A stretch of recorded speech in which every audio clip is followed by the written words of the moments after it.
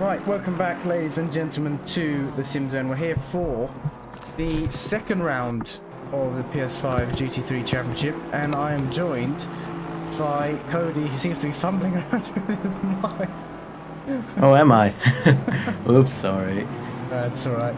But yeah, it's a good track. We're at Ricard. Well, good track for me. I know a lot of people don't like it, but the track limits here are going to be very, very, very difficult. And very strict as well, as we've seen in previous seasons and in the public lobbies or the practice lobbies throughout the week. But yeah, so only about 4 minutes left of this qualifying session. We have Edgar Monroy on provisional pole. He wasn't able to join us last time out at Hungaroring. I believe he was meant to, but he didn't understand how to join the servers. But now he's in. And he's set a 155.397, which is Division 1 pace, really, I think. Yeah, so a lot of Division 1 drivers struggling doing those times, so you never know. Yeah, I mean, I think we'll definitely see him, well, if he can keep attending all the races and and staying towards the top. I think we'll definitely see him maybe in Division 1 next season. EMD is another quick driver who did put it on pole last time out at Hungaroring, but I think had a bit of an accident that dropped them down. Yeah, had a spin. Yeah, it dropped them down the order, and I mean, EMD did make a good recovery drive, but yeah, it was a lot of points lost where he could have finished in the top 3. TFJ, who took the win last time out at Hungaroring, had quite a good battle with Sayers. He's currently down in P12 at the moment. Sayers, I think, still has to put in a proper lap. We've seen him in the 55s as well, so he's definitely another driver to look out for near the top, at the top of the field. But looks like he's struggling to get in a lap at the moment. I believe he's not feeling too well, so we hope he feels better soon. But let's see what he can do. The last thing I heard, he was struggling with his setup because he was struggling about which wing he would choose for the race. Ah, yeah. Looks like is that connection issues? Is that for me, or is he flying in the air as well? Yep. Looks like he's disconnected, which is. Oh, looks. Oh no! What's happened here? Is that Cody? Yeah. Is that the server that's just crashed? Yeah, I think so. It has, hasn't it? All right. Well, yeah. Ladies and gents, we'll be back in just a moment. Looks like we may have to redo this qualifying session, so just bear with us. And well, if everyone can join back in time, then we may not need to restart it. It looks like it has crashed.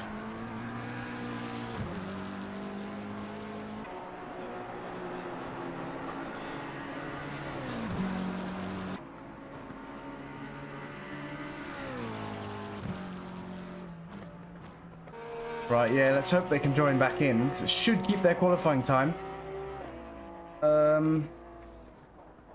Oh, this is a first? Yeah, this has never happened before. Oh no, I've been disconnected. Okay. And my game's crashed. Alright, we'll be back in just a moment. Please bear with us. And yeah, we'll be back in just a bit.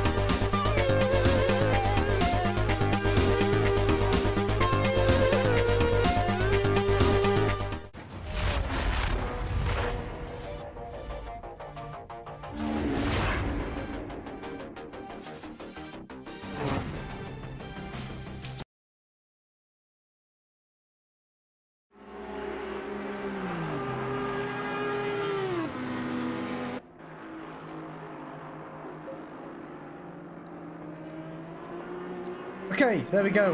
We're back again after that. And he's saying panic mode for most drivers. Panic mode for us as well, I think, for the most part. But here we go.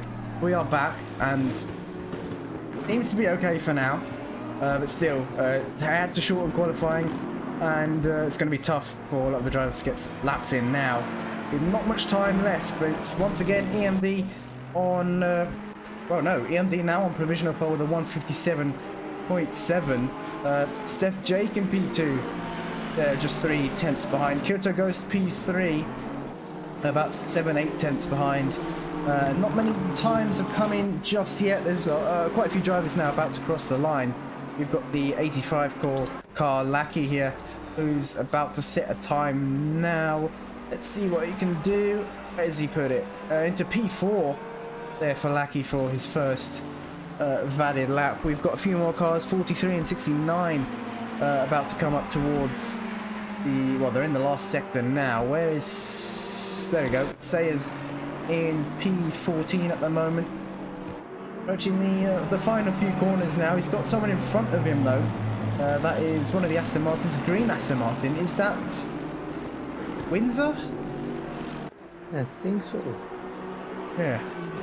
Windsor's in front of him. I think he might need to give himself some space here. Looks like he's being held up ever so slightly. Yeah, it is Windsor. No, he might even be on a good lap. Sayers. Let's see what he can do. He's got a bit of a slipstream coming down the start-finish straight now. Windsor improves up into P6. Sayers goes provisional pole, 156.3 there. And yeah, he's going to have to probably abort this lap. So a good decision there by Sayers. All your bros cross the line, but no, not a valid lap there for him. Look how many cars you've got on the map there, on the track map, approaching the final few corners. You thought Paul Ricard wasn't going to be a track for traffic, but there does seem to be quite a bit of traffic with this many cars out on the grid tonight. Sperano rounding final corner. Let's see what he can do as he crosses the line now. Where does he put it? Into P11, and looks like we've had an improvement from someone else as well. EMD does improve, still in P2, 1/10 behind. Overtaker in P3, 1.1 seconds behind as he rounds the final corner, using all the curb on the exit. McLaren's quite a good car here at Paul Ricard, so let's see what Overtaker can do as he crosses the line. No improvement that time around, so it's still provisional P3 for Overtaker. And we've got 3 more cars about to cross the line. That's a 222 or the 221 car. 222 Acril is about to cross the line here in the Porsche. And he crosses the line, still P15 for Acril. Where did TFJ put it? He just came over the finish.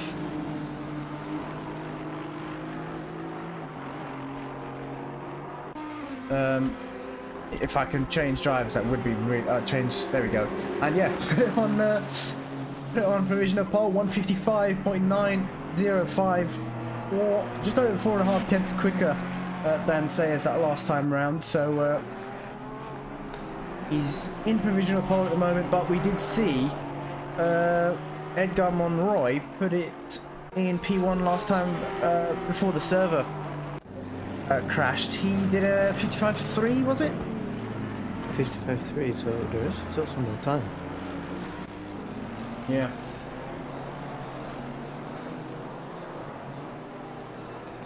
Yeah, definitely more time. But let's see what you can do as he crosses the line here. And I believe, is it P1? No, P2. Oh.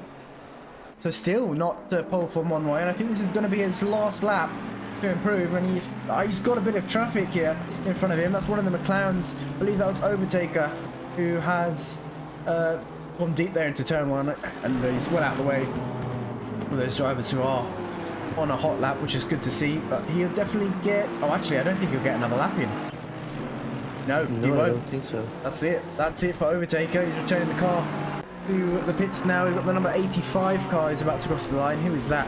That is Lackey in P8. He'll have one more lap after this as he crosses the line. 1.7 seconds off and puts it up into P6. 1.2 seconds off now, so 5 tenths of an improvement that last time around for Monroy. We've got the number 100. That's TFJ. He's going to cross the line. He's got a bit of a toe, and he does a 155.3. That's TFJ. So similar lap time to what Edgar Monroy did before the server crashed. And Monroy going on to see it right now, so he still has a couple of corners, but he has some traffic in front of him. So hopefully for him, he doesn't catch up to them, and it won't be a problem for him.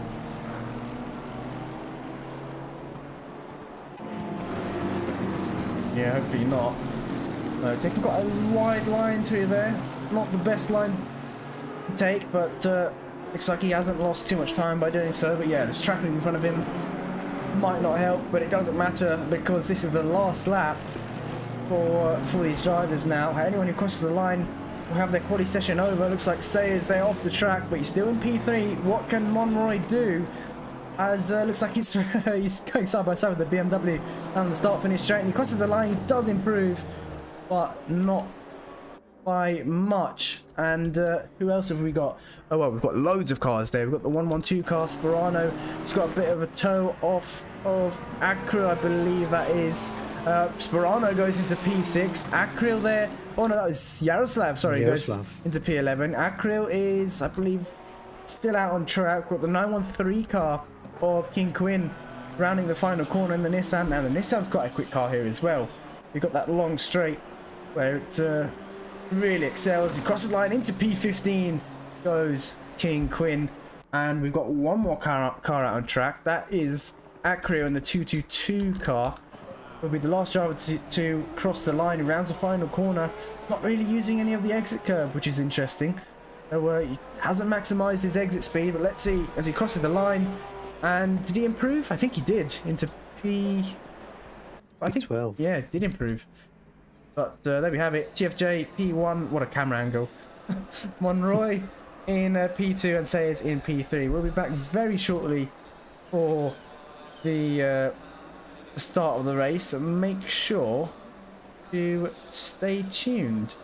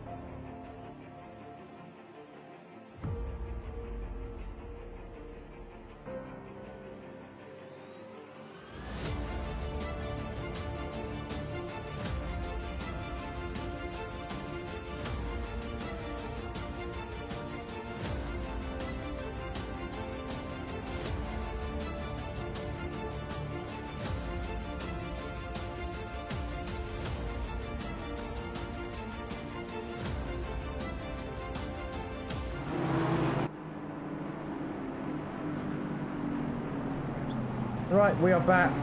And as you saw in qualifying, TFJ taking pole position, beating Edgar Monroy by about 6/10 that qualifying session, with Sayers in P3 in quali, and AMD P4, Steph Jake P5, Sperano in the last lap, putting it in P6. Lackey improved up into P7. Pete Bibb, P8. I think that's his best qualifying position so far. Just goes to show, well, he either likes this track or he's really enjoying the Nissan round here. Overtaker Overtaker P9 and Kirito Ghost rounding off the top 10 in this qualifying session. Yeah, we had a couple of drivers who didn't press drive. Oh yeah, we did. I think Audio Bro and Expiol. I don't know. How did you say it? 89. 89. Yeah. that's probably easier. Yeah, they unfortunately didn't press the drive button in time, but yeah, we should be going 2x2 formation now. There we go. The Aston, yeah, Aston's not good on the start. I think the Honda might be able to get the better of TFJ on the start, unless, well, we know brake boosting in ACC on these cars, well, the cars with the turbos do work. So if TFJ can do that, you might be able to get a better start. It's going to be tricky.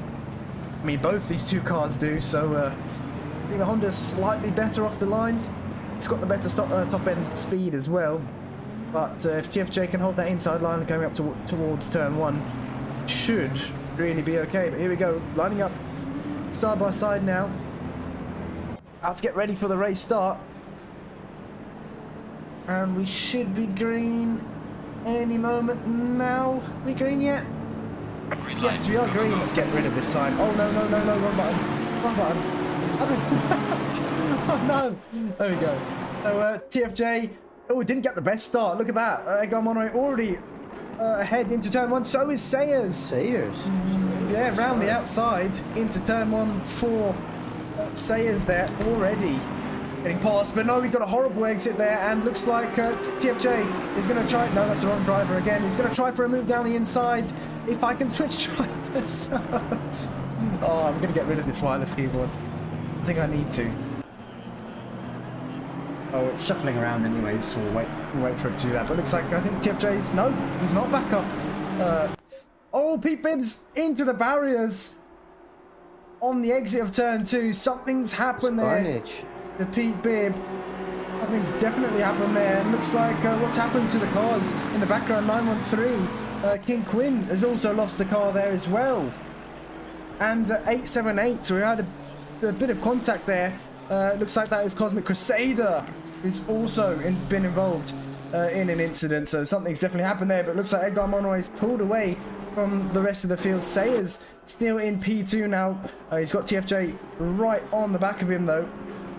Just gonna have to be very, very careful. But these two, they don't want to be battling too hard this early on. They're gonna lose Edgar Monroy. In fact, they're already out of that slipstream zone, so if they get onto that straight, Edgar's not really gonna have to worry about them whatsoever. But a bit of a wider line there for Sayers, and TFJ has got a great exit. Let's see if he can go for a move into this braking zone through this left-hander, the penultimate corner. Looks like Sayers much later on the brakes there, and he's managed to pull a bit of a gap to TFJ. But looking in the background, that's EMD now defending against Sperano and Steph Jake in the Nissan, and looks like the 878 car is still there. I believe that's still CosmiCrusader. Yeah, sorry, Jaram there in P25 is still off the track, and looks like that's Sperano down the inside of EMD, and he's got the move done going into turn 1. What a move there from Sperano. Up into P4 he goes, and EMD now is going to have to defend against Steph Jake, and in fact Overtaker has now caught them up as well. So this is what, 4 or 5 cars battling, well, 4 cars actually battling for position here now, and that's all. That's Cosmic still in the middle of the track.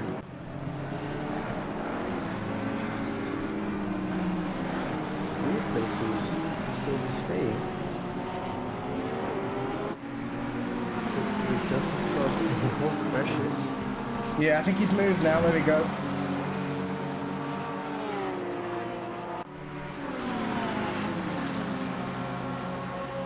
I think he retired. Doesn't the pit? Someone is in the pits at least. Yeah. But yeah, he's not had the best races. It looks like EMD having a look down the inside there, but not getting that that optimal line through that fast right-hander. Let's see any other battles going on here. We've got so many cars battling in for position. Here we've got Gorkatron there in P8, who was a reserve driver, or is a reserve driver, so he started towards the back of the field. Looks like he's got a bit of damage on that splitter as well. Jackcraft right behind him with some more damage. Yaroslav there also carrying a bit of damage, and oh, that's led to Maxi with a bit of oversteer, but he managed to catch the slide just in time. But this is a huge battle going on, so it's Gorkatron P8, Jackcraft P9, Yaroslav P10, later Maxi P11, Griffiths in P12. Looks like he's really enjoying this track as well. He's definitely improved since the start when he joined us last season. I believe it's the last race he joined us. Yeah, he joined his last race for the last season, and Yaroslav's in the pits. Interesting. He pitted too early. Damage. Yeah, he's pitted too early though. He could have driven with that damage in my opinion. He's definitely pitted too early, but Griffiths P11, Windsor P12. Doing a good job at the moment, running where he is. Moberg P13, and then got a few more drivers behind. Chef PS1 P14, Lackey P15, Kyoto Ghost, who's battling with the 89 BMW now, looks to be going for a move down the inside into this right hand, and I believe it's turn 3. And well, he's got the move done under the brakes there. Nothing that Kyoto Ghost could have really done. Still, close drivers really close to each other, but I think Edinomainen has a big gap now. Yeah, he does. He definitely does, and it would be nice if I could switch camera views again, but I can't. Yep, he's got a 4-second lead to Sayers. What's happened to TFJ? He's in P20. What has happened to him? He's lost the car somewhere for sure. Wait, no. Got no damage. Oh, yes, he does. Oh, he's got it on the front. He's definitely hit the wall somewhere. He's got no damage on the rear. It's all on the front, so he's either... I think he's definitely lost the car going through one of the corners. What a shame. He had a really good qualifying position. Yeah. Audio Bro saying wouldn't let him select drive, which is a shame. That's why he had to start in the pits. Lord Pearl saying you're having a mare. Oh, Lord Pearl saying Cosmic took out TFJ. Was it on purpose? I hope not. He was stopped in the middle of the track. It's really unfortunate. It is really unfortunate. It's very unfortunate, but he's running a P20 at the moment. Sperano on... Oh, looks like EMD has got back past Sperano. AMD's made that move somewhere. This battle's being separated by a bit now. We've still got later Maxi though, and Jackcraft battling for position. Jackcraft still has a lot of damage on that BMW, but he's holding off the Nissan, especially on the straights. I'm surprised that with later Maxi being that close, he's been able to hold him off on the straights. Yeah, with Griffiths closing up and look like that's for certain within 5-6 tenths, so he will be in the slipstream of both of these guys. And the Mercedes not even slow on the straight, of course. Yeah, and later Maxi going for the move. Yeah, look, he's going to have it well before the braking zone. And he's already, look how much of a gap he's already pulled here. Let's see if he can. No, of course we can't change. 4 tenths. Yeah, already. Crazy. That damage isn't going to be helping the BMW either, but why can I not change camera views? I think we're gonna have to do this. Hold on. Will it let me change now? No, it won't. Of course it won't. What about now? Nope. We're stuck. What is going on today? I need to get rid of this keyboard. I don't think I have another available. Nope. Okay, we're just gonna have to go back. What about now? Oh, now it lets me change. Okay, so it's worked again. But still, get rid of it. Yeah, I need to change it.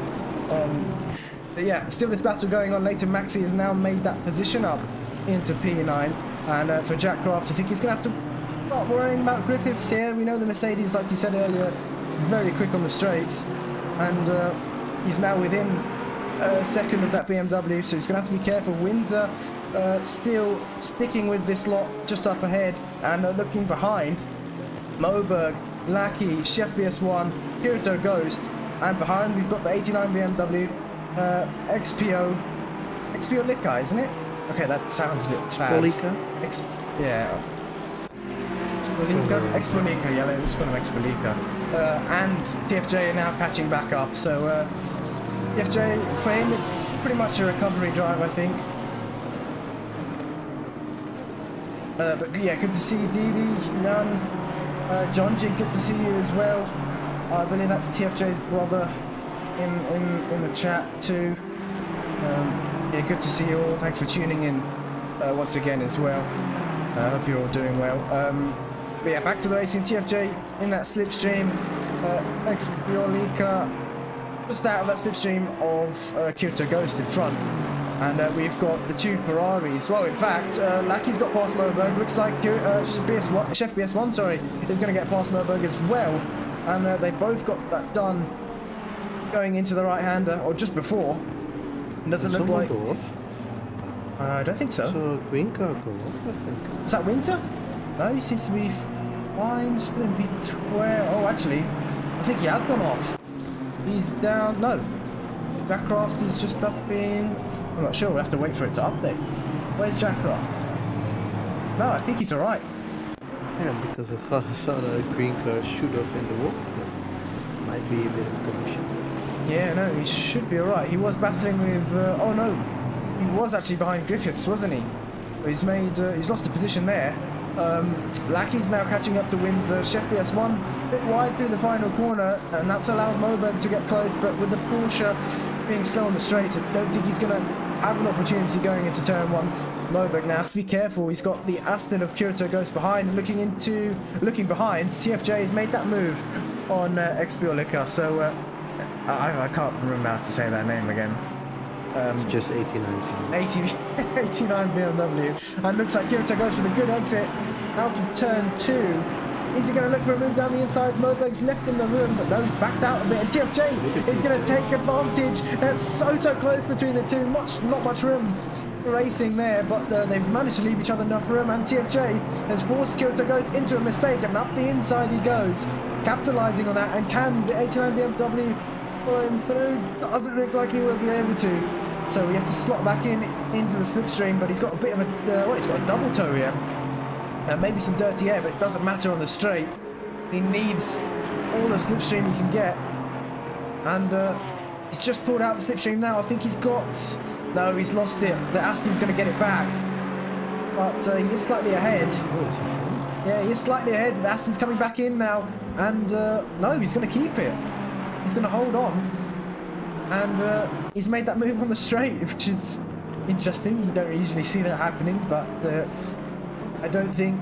Oh, he's got a bit of damage as well. Yeah, and TFJ made a move on Moberg in the same straight. Yeah, he did. I think that was expected to happen with the Porsche being not the quickest on the straights. Let's go back to the race leader, Edgar Monroy. He's got 5.2 second lead to Sayers in P2, and Sayers is being caught up by EMD now. EMD closing in that gap. The gap's 1.1 seconds now. They'll be going into Sector 2 very shortly. In fact, they're into Sector 2 now. And it's gone up ever so slightly. Let's go back to Overtaker, who is on the back of F. Jake and Gorkatron now in the Lamborghini. I believe the only Lamborghini on the grid. Is up into P7, pressuring Overtaker here. So Gorkatron, a reserve driver. What a move. Is he going to go around the outside? Is he going to do it? Looks like he is. Yeah, great move there. And I think he'll be able to hold on here coming down the this long back straight. we'll have to see if that McLaren is able to catch back up. I don't think he will be able to. You can see there's still a gap between these two, and it's not really closing. And if anything, it's getting bigger, that gap between these two. 4 tenths now. I know, yeah, the McLaren not able to stick with the Lamborghini, but the McLaren through this right-hander is absolutely rapid and all bit sideways there on the curb, that exit curb, especially for the lower cars. Very, very deadly.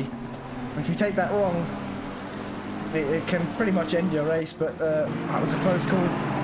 Very, very close call for overtake. It looks like Windsor has been passed by Lackey here, and Chef BS1 with a move down the inside, locked up the front tyre, as we just saw there. The front right was completely locked, and TFJ going down the inside there, almost touching doors, TFJ and Windsor, but he got that move done, and Windsor losing 2-3 positions in just a couple of corners. But it does look like these drivers in front are maybe out of position.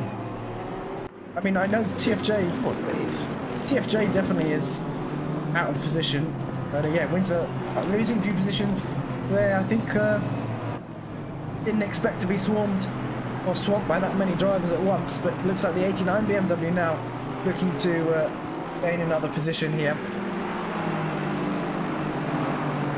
And Kirito Moberg back in front of Kirito Ghost. We didn't see what happened there. Daytime Dave is down in P19. Haven't really seen much of Daytime Dave up to date, but he's got a car close to him. Audio Bro, about to start in the pits, is now making his way back up the field. And he's only a second behind that Porsche, so if he gets within that slipstream range, well, he's going to be catching that Porsche on the straights in the blink of an eye. But let's see what else is going on. EMD still a second back to Sayers. There's not the best exit there out of that right-hander. Had a lot more room on the exit. Pit windows now open for 15 minutes. Okay, let's say if EMD can do the undercut here, maybe come out as a clean air and overtake Sayers here. Because the gap is still really small. Yeah, it is. But still very early to pit, I think. Maybe in about 5 minutes they'll start to think about pitting. That would be about halfway. I believe. What is it? 45 minutes? It's a 45-minute race. Yeah. So maybe in about 5 minutes they'll start to think about. Become 8 tenths now. So EMD is catching up. Yeah, definitely catching up. But the question is, can he get past? Both of these cars are quite quick on the straights. The Audi and the Ferrari. Overtaker already into the pits, so the first driver to pull the trigger for his mandatory pit stop. We've got Jeff BS1 and TFJ. Looks like TFJ diving into the pits now. Will he repair that damage that he's got? I mean, it's going to be a lot of time spent in the pits if he does, but I think he might be able to gain some more positions. I don't know. It's a difficult call to make. But only he knows how bad that damage is. It looks pretty bad from what we're seeing. But Critical Ghost is in, and Kinquin is also in. Yeah, a lot of drivers making an early pit stop already. Yeah, definitely lots of drivers into the pits, maybe carrying some damage. So not what they want to be doing. But look at the slipstream here. EMD's got a great run. Sayers has forced him to the outside here, but he hasn't been able to pull alongside. Sayers holds on. They're within track limits. No, that was in track limits. He stayed within track limits there, so that should have been okay for Sayers. Look how close the Ferrari can follow him there. Yeah, and different lines. Yep, Sayers taking that defensive line there, and all over the curve. That's not going to help with his exit. And in fact, EMD has got quite a good exit. Actually, they both got decent exits there. I think EMD took a very wide line, so that wouldn't have helped him. And using that inside curve to hook him round. Now through the final corner they go. Very different lines once again, from the both of them. Sayers a bit more conservative on the exit. Maybe doesn't want to be picking up any track limit warnings. We don't know how many he has at the moment. He might already be running on 2 or 3. And they're really easy to get on this track. talking from experience, from the practice. With Lecky is cruising really fast on Jackcraft, and he sets it on the inside. A good move in the last corner. Yeah. I think Jackcraft is in the pits. Yeah. Yes, he will. Yeah, going into the pits, and looks like the 89 BMW's got the move done on Chef PS1 as we go down the start finish straight. Let's get a quick view of this battle once again. In fact, let's go on board with the Ferrari here of EMD. Got the slipstream now. 6/10 at the moment. I think it's going to be too far back, to be honest. It's going to be too far, for sure. Yeah. I just saw someone who got the first penalty. King Quinn, but it's not for 30. Oh no, speeding in the pits for King Quinn. He had a bit of an accident at the start, and now he's got a penalty as well. Where did that Porsche come from? So, Yaroslavl.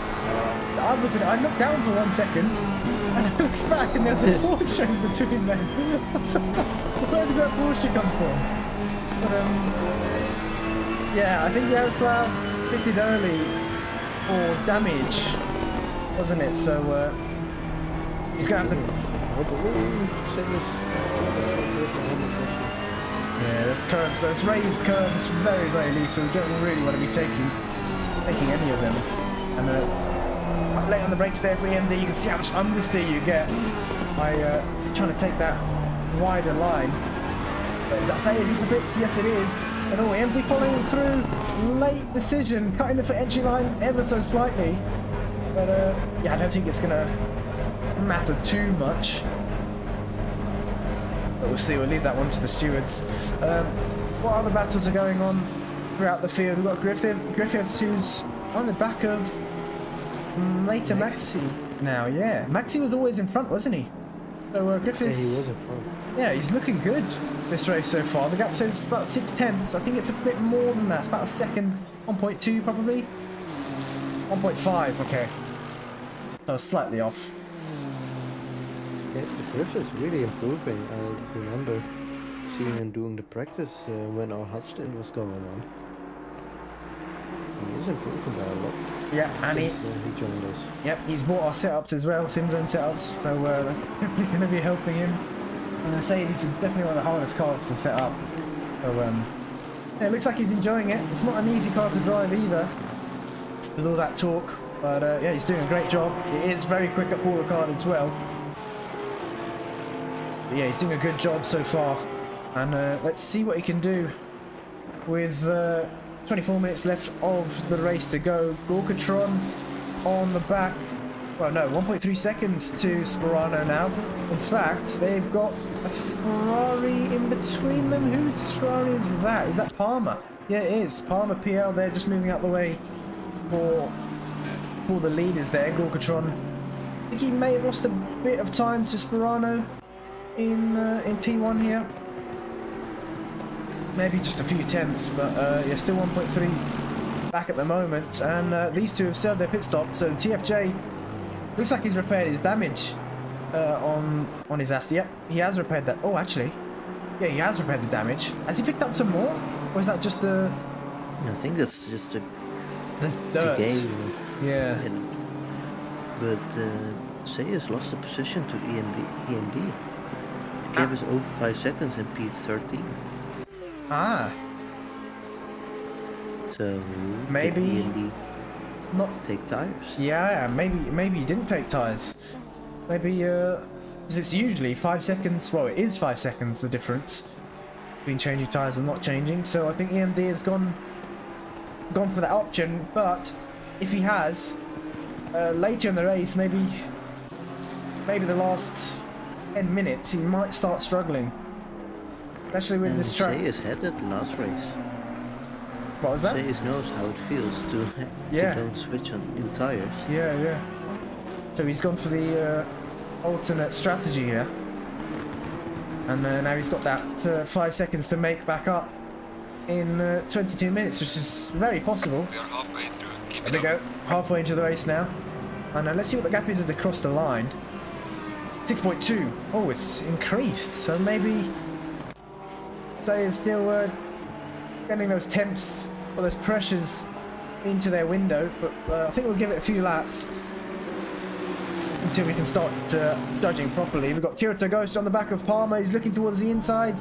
No, backs out of that move. Didn't have enough of a run. But he's got a good exit, and Palmer going defensive. He's got some damage on that Ferrari. Both these two have served their mandatory pit stops already. Oh, we've got Julius Vries here. Good to see you as well. Dimmer just saying, nice racing Div 2, can't wait for Div 1. Yeah, it's going to be some good racing in Div 1 hopefully as well. We will be running slightly late for Div 1 as you can probably tell. But oh, bit sideways there for Kirito Ghost. I think he had to slam on the brakes there just to avoid making contact with Palmer, but he held it together nicely. And who is that closing in on the back of them? Is that 222? I think that's Akril, who's still yet to serve his pit stop. Yeah, Akril still has to serve his pit stop. He's in provisional race lead. Griffith's still on the back of... Nope, he's not on the back of Maxi anymore. So he... Oh, in fact, he overtook Maxi. And then he's gone to pit. Oh, that's surprising. Because he was behind him with like 6-7 tenths. Or did Maxi made a mistake somewhere? Or did Griffith just have some extra pace? Yeah, we didn't catch that, but I mean, we'll see once the pit stops have been made. Once Maxi pits, who's come out in front. Griffith's still in the pits. I mean, unfortunately, you can't tell if they've got a good pit stop or not. TFJ looking at him now is on the back of Chef BS1. Was he wide? I'm not quite sure, but TFJ looking for a move. He's going to look for this inside line. He's going to slot the car down the inside, but on the curb, and I'm having to delay on the power there. He's now on the outside line. This corner has quite a camber to it. If you go too wide, it's quite hard to get the car turned in. But they're still side by side. Great racing between these two. And TFJ all over the curb. Is he going to be later on the brakes? He's going to try it round the outside. But it looks like Chef BS1 still side by side. And TFJ now on the inside. Once again, Chef BS1 round the outside there. And I think TFJ's just about done it there to stay ahead. Now coming into turn 1, the Ferrari's got the slipstream. No, pulls out the slipstream. Interesting. It's going to take the optimal racing line coming down towards turn 1. TFJ still in the middle of the track. Let's see where all the rubber is. And Chef BS1 trying it around the outside. He's going to do it. Wow, what a move there from Chef BS1. But can TFJ get him back? No, he can't. So great racing there. Chef BS1 planning that coming into turn 1. And TFJ, I think, a bit too slow going into turn 1 there with the compromise line. Yeah, but really good clean racing from these guys. And TFJ, I believe he has some more damage looking at the front of his car. Yeah, I think he's got that. I think he does have damage. You can see on the rear there's a bit. And it's just a little bit. Yeah, there is on the splitter as well. Yeah, there is on the splitter as well. But wow, he's got a great exit there onto the straight. And I don't think Chef BS1 is going to be able to hold on for much longer. He might have to start thinking about starting back into the slipstream, maybe even getting a side draft here. He's not close enough. Oh my god, nearly making contact there. All they need to do is keep the wheels straight. But Chef BS1, wow, holds on. That Ferrari got some grunt in it on the straight. It just outdrags Aston Martin. Yeah, it definitely has. Which is known as a decent car. Yeah, definitely has some more pace, maybe running a bit lower wing, but you can see it's taking effect here into the long right-hander, and TFJ getting that move done, and maybe that lower wing on the Ferrari not helping so much through these long corners. But he's got that move done, and I don't think he'll be looking behind him now. He'll be focusing on the next car ahead, which is about 6 seconds ahead. That's quite a way to go.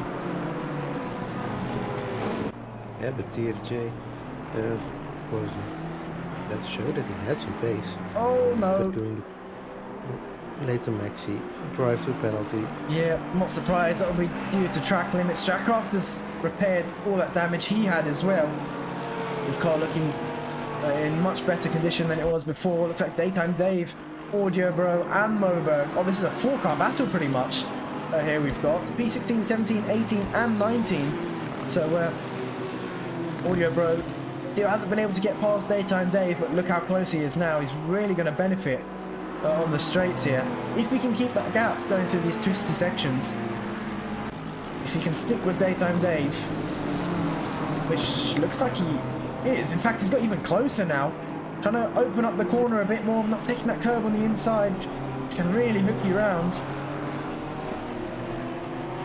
But he is now in the slipstream, and with the gap only being just under 5 tenths, I think he will have him easily. Yeah, definitely. Look, he's already closing up. In fact, let's go on board.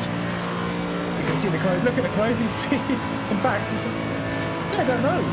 Yeah, look, he's closing in now, or is he not? No, it's not enough. It's the rubber band. It's the rubber banding, I think. Looks like he's closing in, and he's not. But no, it hasn't been enough. Oh, a bit sideways there. Oh, Daytime Dave. The Porsche, definitely one of the most difficult cars to drive, especially on this circuit.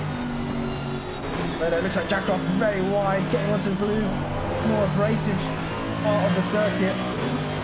It's quite hard to get off there, especially with the camber of that corner. Windsor now into the pits.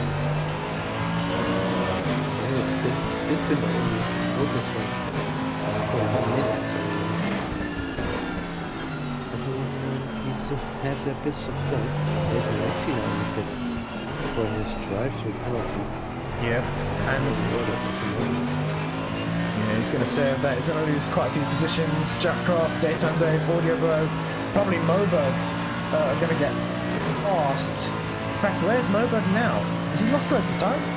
No, he's not. He's still right here. In fact, you see there, Moberg still in the pack. And a bit of a mistake there from. Well, in fact, I think it was a mistake from Daytime Dave. Audio Bro had to slam on the brakes there to avoid making contact. What I was going to say, the gap between Sayers and EMD still within, still 6 seconds, above 6 seconds. So maybe Sayers made a mistake in the pit stops, and it wasn't just a tyre change. Maybe he had some damage in his sleeve, but still, I don't think Audio Bro is close enough to go from Dave. Also get this again 8 tenths. I don't think it will Porsche's really set up for the straight. The Mercedes not really catching it.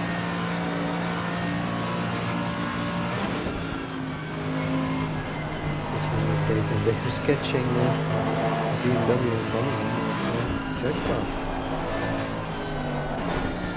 Go into the twisty sector and look how much they're closer to check they're really struggling, it looks like.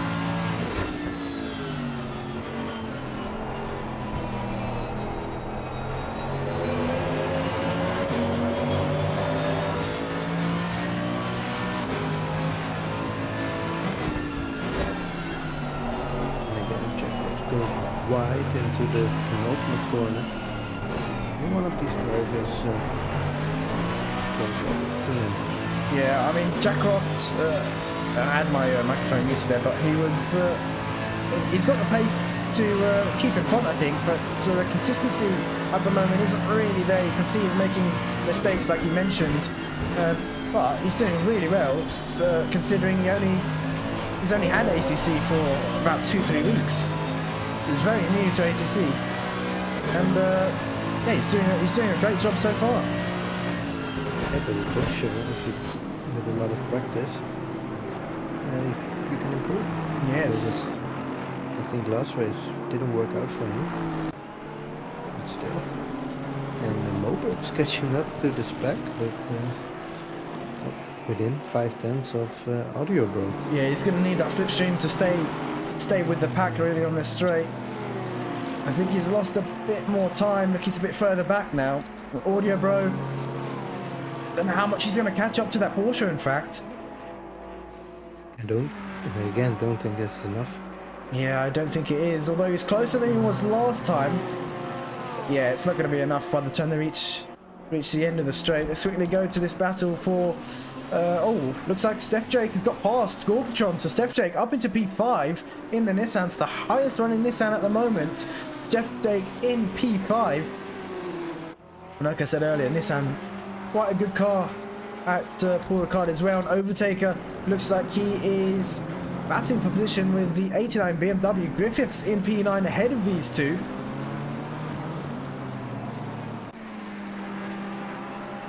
Yeah, and Griffiths in P9.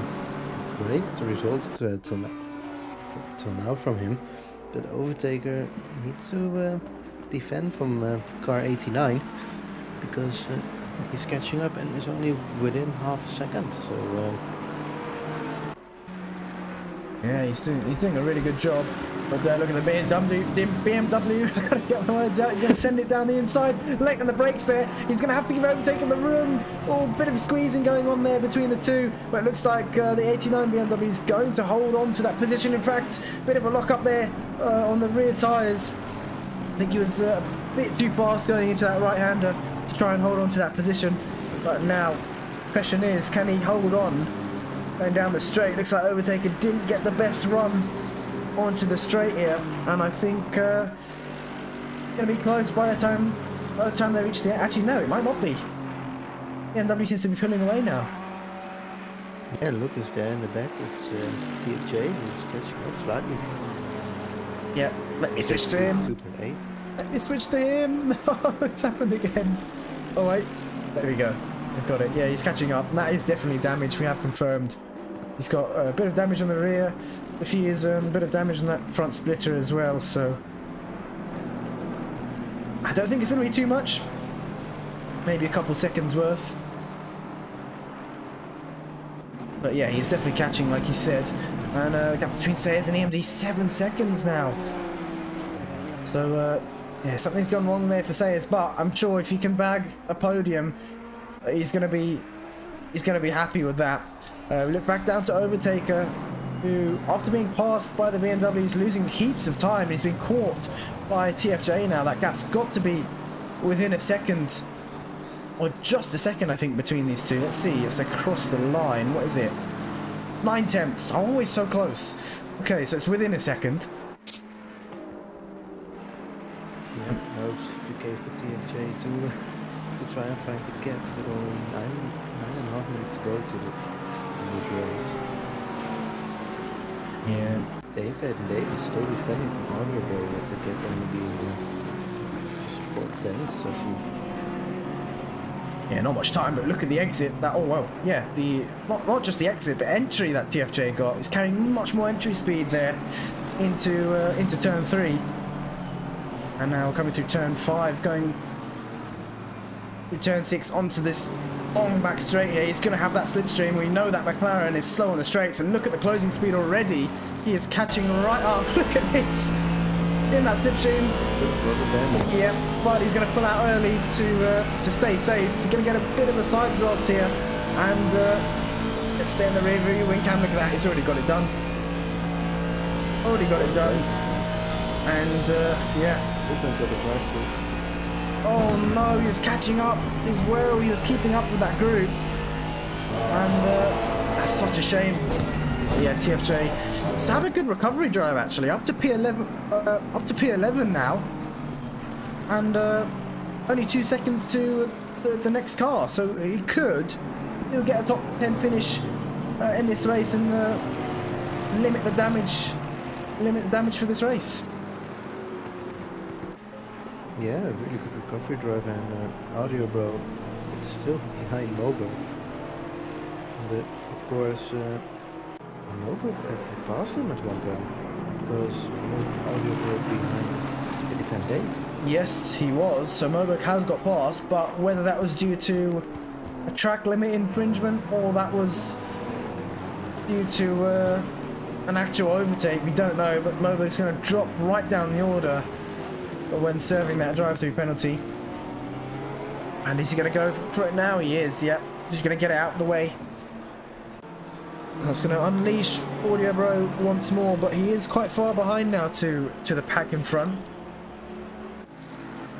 As Daytime Dave is still on the back of Jackcraft. Jackcraft seems to have a bit more consistency now. He's keeping that gap to Daytime Dave, not letting him get close enough. And looking at TFJ, that gap to the next car, the BMW, is now within a second. Last time we checked, it was 2 seconds.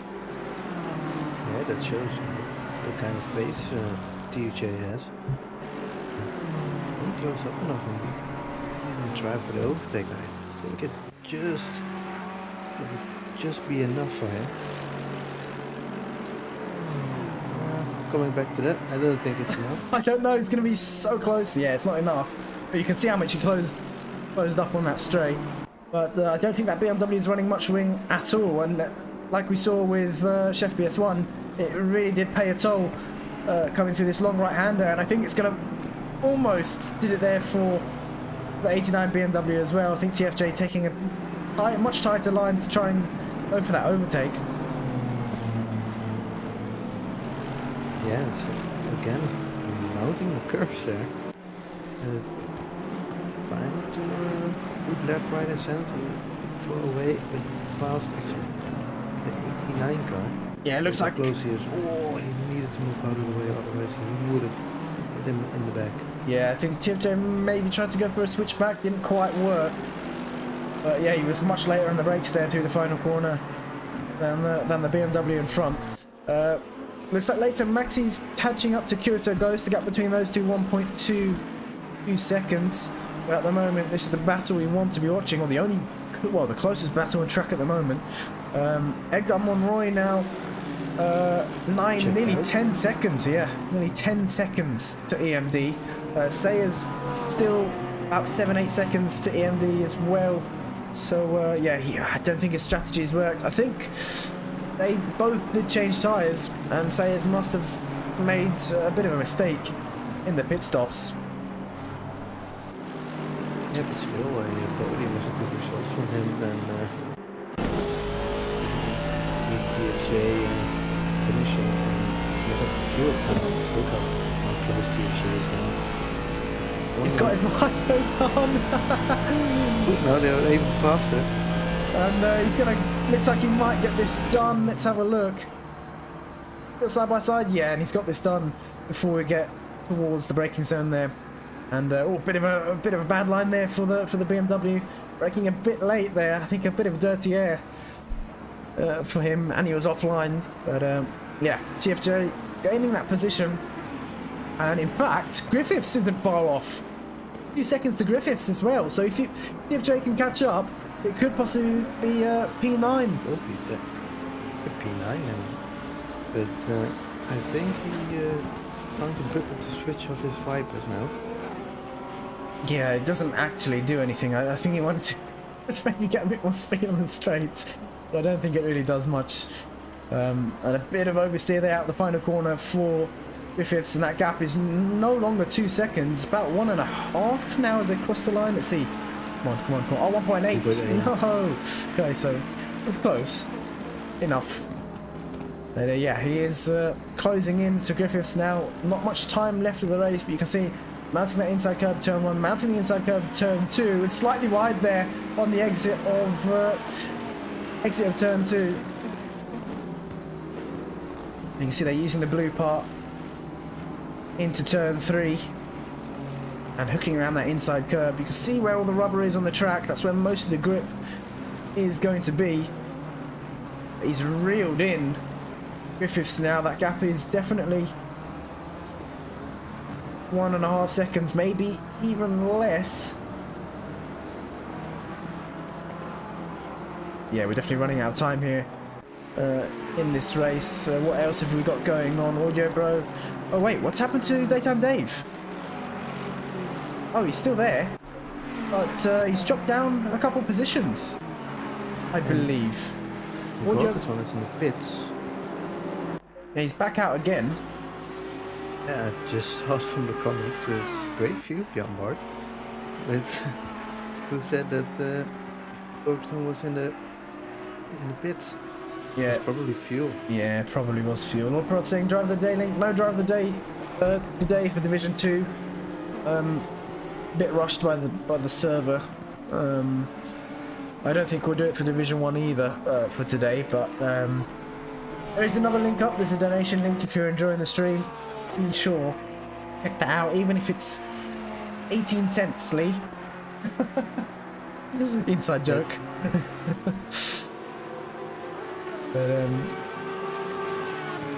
But now look at the gap between Griffiths and TFJ now as we cross the line, which I think will be for... I think we've got 2 more laps to go. Yeah, and in front of the... Oh, he's going to send it down the inside. What a late move down the inside. It's going to be P8 here. Wait, P8? Yeah, because of Gorgatron. Oh, Gorgatron, yes. P7. It can, yes. Because Blackie is only, what is it, 8 tenths a second in front of them. Yep, he's just there. He's within arm's reach, really, for TFJ.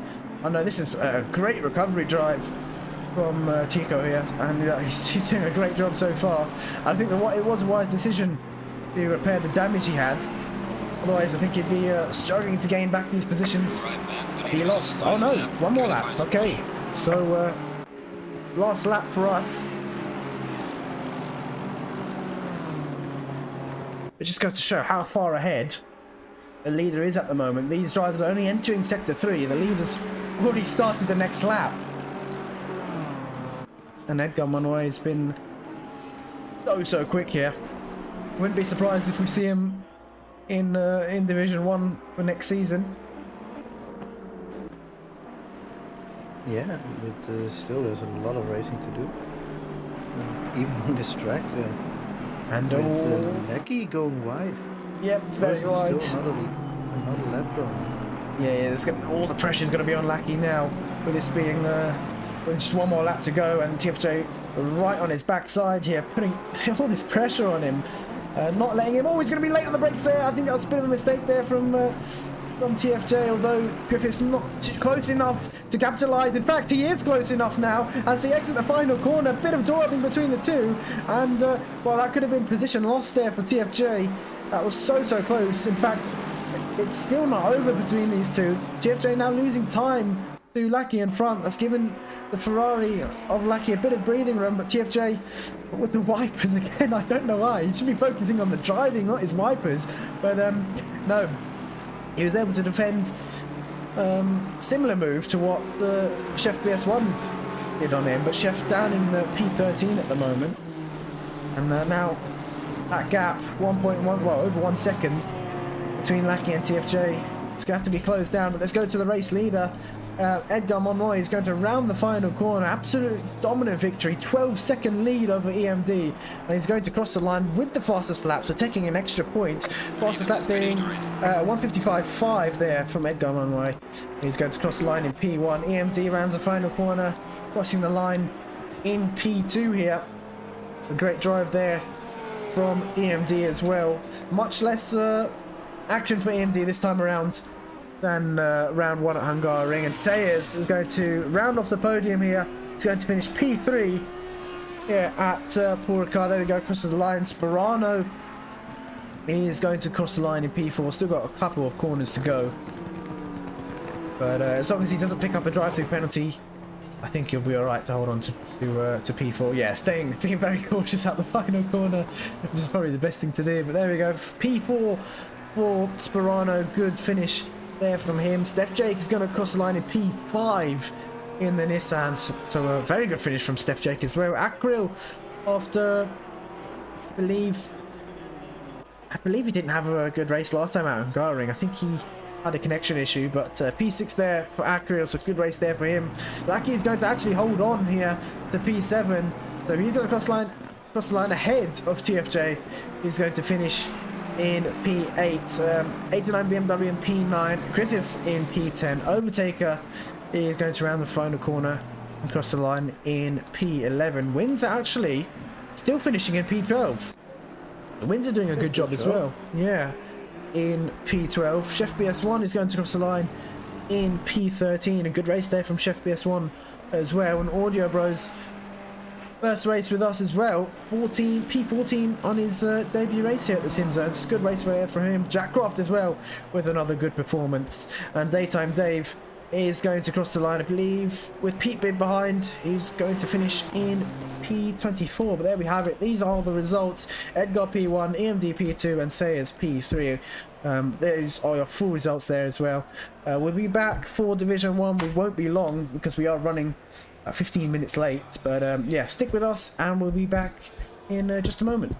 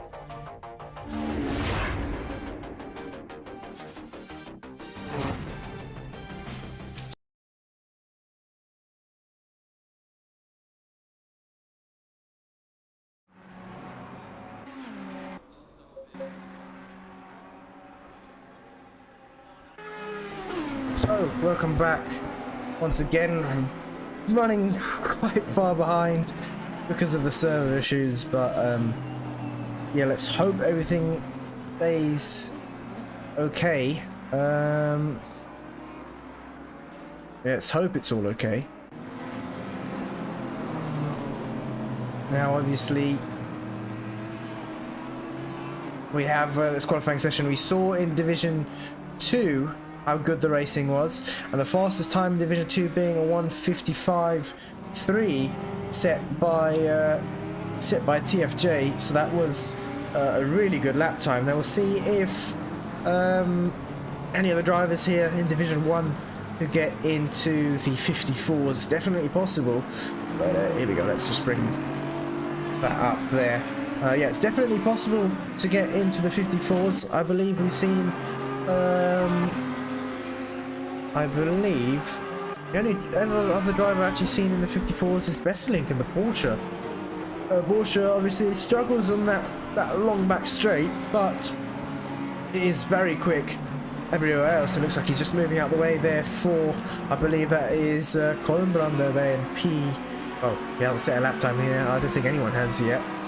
Collie's just started. Yeah, no one's set a lap time just yet. But a quick read of the standings then. Coming into this round, we have a graphic for them next time. But coming into this round, it is Colin Brander leading the championship. Last time out, he finished P1 at Hungaroring. It's Katri in P2, who is still yet to set a time. But he finished P2 out at Hungaroring as well. So we're obviously into the second round now. So whoever finished, well, where they finished last time out at Hungaroring is where they'll be on the standings. BSTNNA finished in P3, so he's P3 in the championship. Aston JB in P4, Kerwin in P5, Besselink in P6, Walker in P7, Bowter Bones P8, Big Dasmo P9, and rounding off the top 10, Packham, who's actually moved to PC now, so he's only on PC. So that will actually promote Eye for an Eye into P10 in the championship. So there's your top 10 going into this round. Contentnow or Philip in the comments saying let's go Div 1, great racing in Div 2, looking forward to this. Yeah, there should be some great racing in Div 1. You did a really good job in Div 2 as well, so that was good to see. Yeah, we've got some times coming in now already. The first lap from Katri being a 1:55.372. So provisional pole time there from Katri. Colin Brander then P2. Looks like he's pulled off the track. Maybe going to put some more fuel in. Some fresh set of tyres as well. Aston JB there in P3. Currently 9/10 off. Still a bit to go.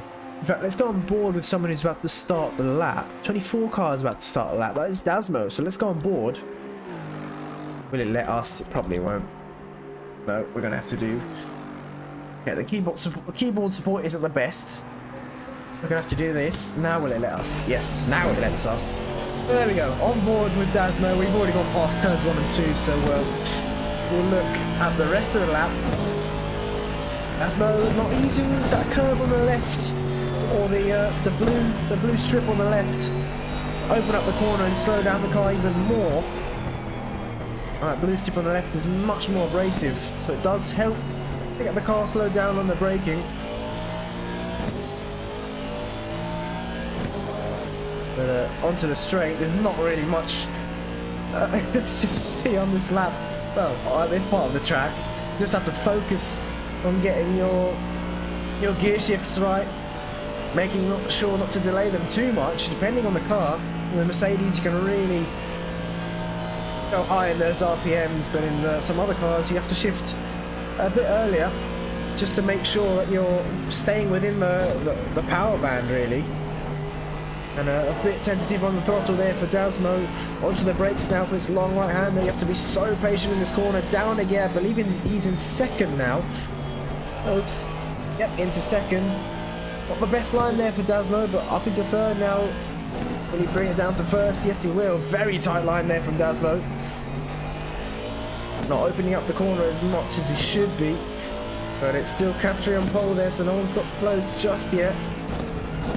But now this long left-hander using the curb on the left to hook the car around and position yourself in the middle here for the final right, using the brakes to get the car turned around because we've got low downforce when we're not going that fast, so using all the mechanical grip that we can to get the car turned. But Dasmo there puts it into P11, so decent lap there for Dasmo. Who else is about to cross the line? The 22 car, that is Bad to Bones here. The McLaren, a very quick car at this track, and he puts it into P6 there within a second of that pole time. So Bones looking quite confident at the moment. Someone exiting the pits there, not a great job from Hatchik actually there. I don't think he got in the way too much, which was lucky. But we've got the number 12 car about to cross the line as well. Who's number 12? Number 12 is in fact Tom Quarantine, who's just crossed the line there in the Audi. 2.2 seconds off though at the moment. Piroth has just started the lap. He's on, well, he's going to be entering the last sector. Currently in P19, 2.4 seconds off. I think he'll be wanting to improve that time here. Currently sitting, within a tenth of, or ahead of P Mitch there, who's in P20 at the moment.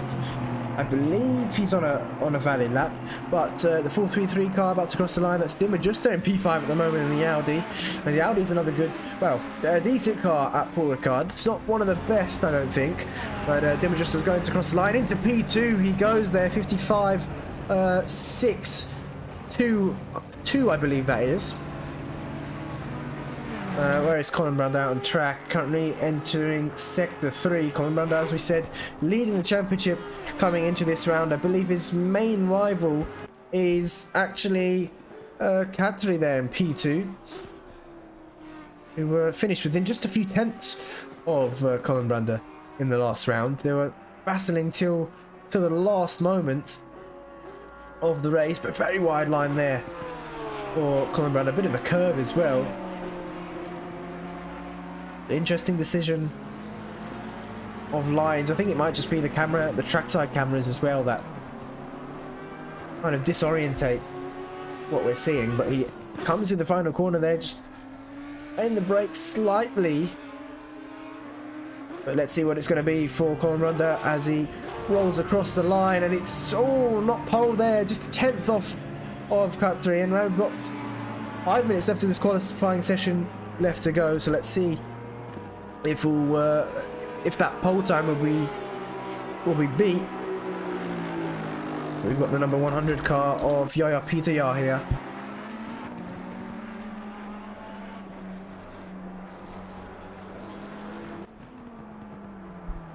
Coming through the final corner now, we've got Pete Bibb in the comments saying good luck guys, and that lime green McLaren of Yaya is going to cross the line.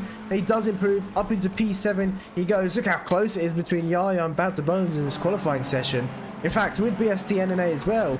But Yaya and Bones, two McLaren drivers, separated by 0.02 of a second.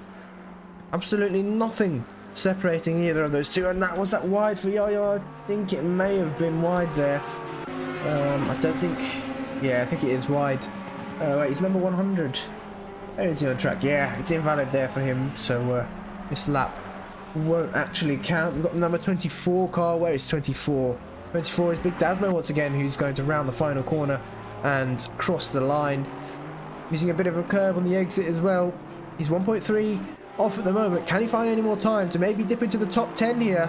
No, still P13 for Dasmo. We've got Kadri here about to cross the line once more. In fact, we might get an onboard lap here with Kadri just to see how this lap is taken by the provisional pole sitter, who just improves as well by another 10, so 55.2 there from Kadri. Onto the brakes there just after the curb, posting through the corner. Oh, bit of a bad entry. Oh no, he's lost loads of time there. Bit too much curb on entry, and I think that might even be invalid, but we'll still go on board, we'll still stay on board with him just to see the rest of the lap. Onto the brakes here, and it's getting interesting lines from country as well. Definitely different to what I'd be doing. A slight lift here through this right-hander. Could have been a bit wider to maximise that exit speed. Onto the straight now. Once again, I think it might actually be invalid for country, but we'll stay on board. No, that one. There we go.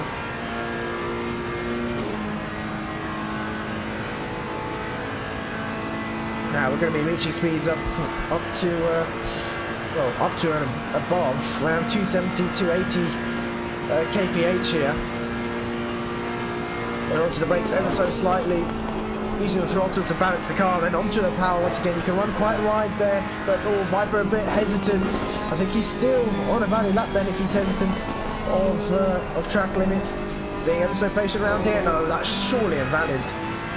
Okay, a bit too much curb on the inside, but making sure not to run too wide here. You can see the camber of the circuit goes towards the outside, so if you stay on the outside for too long, you're going to be understeering quite a lot. And onto the power once again. Another heavy braking zone, keeping the car tight here. Onto the curve for pretty much a late apex. Onto the brakes there through the final corner. Could have been a good bit earlier on the power, I believe, but country, yeah, it's not going to be an improvement this time around. But that's pretty much a lap at full Ricard here with your current pole sitter. Now let's see, the number 12 car is about to cross the line as well. Where is Vesselink? He hasn't been able to put in a valid lap, but he rounds the final corner. And, well, he's got only one more chance after this. Let's see if he can put in a valid lap. Besselink's going to cross the line, and there we go. Where does he put it? Is it pole? No, it's P4 there for Besselink, and he's got this last chance to improve. Like I said earlier, we've seen him into the 54s. I believe it was 54.9 he was able to get. And let's see if he can hook it up together on this last lap. The nerves are going to be there. He's going to be sweating in that seat at the moment. With this being the last lap, he's definitely not going to want to invalidate. But he needs to be able to push the car on this last lap. We've got the number 100 car crossing the line. It's Yaya Peter. He jumps up into P8. Still really close. Bad to Bones in P6 now. So improving even more. But he's in the pits now. So that's his quality session over. 7,000 separating Aston JB and Bad to Bones. Yaya currently on a lap. The number 24 car. Who's 24 again? That's Big Dasmo once again, who's going to round the final corner, across the line for the last time here. Actually, no. He's going to have one more lap. Unless he decides to stop it there. But let's see. Is he going to improve? Currently sitting in P16. And yes, he does improve. He only improved by a couple of tenths, but he's jumped all the way up to P12 here. And he does have... there we go. Looks like he's going to stop and return to the pit. So that's his quali session over. Number 1 car, Colin Brander, there needs to find over 2 tenths here to get pole position. Is he going to cross the line? Oh, it's not enough. 900ths there separating P1 and P2. Very, very close. But it's just not enough there for Colin Brander. And number 89. Where's number 89? That is Martinez. There we go. Who's going to put it into P... Oh, it was P17, but Nyman's just crossed the line and put it into P17. Martinez is now down into P18. Who else have we got? 433, which is DeHuisRocker, just 4 tenths off of that pole time, who's now actually been taken by Besselink, and he returns to the pits. DeHuisRocker, can he put it on pole as he crosses the line? He improves, but not enough to gain a position, so it's so close between Besselink, Katri and Colin Brander as well. The top 3 in this quali session. We've got the number 100 car, who I believe is Yaya Peter. Jumps up into P5 there. We've got the 222, which is eye for an eye. Just 1.6 seconds off. GT Jamin, Oliarasar and Walker haven't been able to set a time here. Eye for an eye jumps up into P17. 141 GT Jamie. And he put in a valid lap here. Let's see. It's his last chance to do so, and he crosses the line. And in fact, that P does put in P12 there for GT Jamie. The 97 car looks like they're going into the pits. Ollie RSR, has he put a lap time in? Yes, he has. Into P18 he goes. And the last car to cross the line, I don't know who it was. I believe it was BSTNNA. Yes, it was. He puts it into P6. So there we have it. Extremely close qualifying session. Besselink puts it in P1. Kadri in P2. And Colin Brander, once again, a great camera angle in P3. But there we have it for this qualifying session. The top 11, well, the top 10 within a second of each other. But we'll be back shortly for the start of the race. So make sure to stick with us.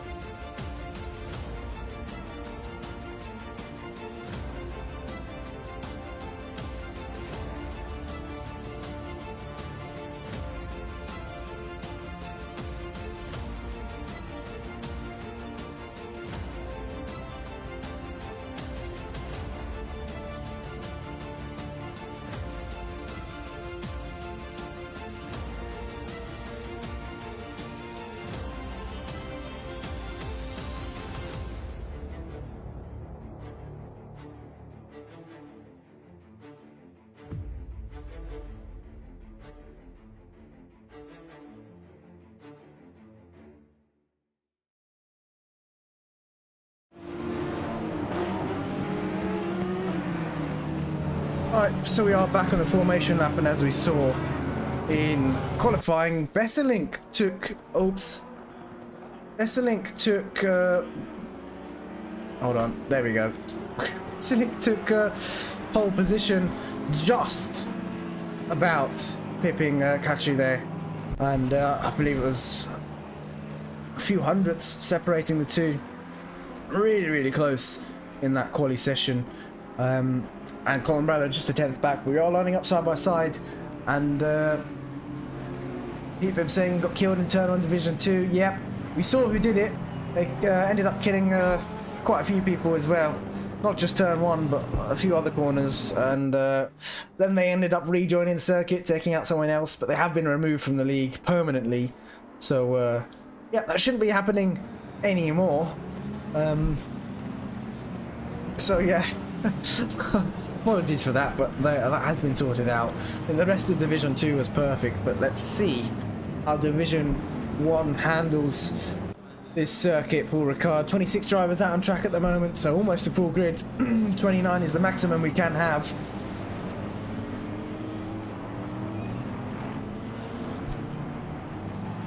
Here we go, Besselink. We know the Porsche's really good off the starts. Ferrari likewise, good acceleration in the lower gears. The Porsche, I think, just has the edge, but it's down to the driver's reaction times. And Paula with a drive-through penalty for position on start. Besselink with a good start there. And looks like he'll be able to hold on coming into turn 1. The Audi, in fact, of Colin Brander off to a good start as well. In fact, he's going to take P2 off of Katri there. So Colin Brander following Besselink through. And there we go. Up a position, and looks like Dimmer just is going to get past Katri as well. So Katri looking for the inside line, but no, he's lost another position as Katri. So not the best start there for him. In fact, we're going to have to do this just so we can look at the different camera angles. There we go. And yeah, that's a shame. Picking up a drive through that early on. Looking at Yaya Pitaya, he's got Adrian right behind him. That's his timetable. This tower shuffles around. There we go. It's fixed itself now. Yaya, oh no. Nah, it's fixed itself. So yeah, Yaya, Pitaya, P6. Adrian closing in on him on the straight. Actually, you can see the closing speed now. Unless that's a camera angle, I'm not sure. Let's go on board with the BMW. He is closing actually, but it's not going to be enough by the time they reach the end of the straight. No, he's going to have to back out of this move, and a bit of a wiggle from BST, NNA in the Porsche up in front, and these two are so close there. Exiting that right-hander at the end of the straight, and Adrian following extremely close. He's got to be careful here. He's been in a bit of quite a few sticky situations already in the opening lap. And oh, contact there. Adrian's just been way too close. And Yaya, they're being caught up. Looks like Bones there has been caught up in that as well. But luckily, I don't think he's got too much damage as a result. I think I just predicted that crash with Adrian and Yaya. I think just experience goes to show that he was following.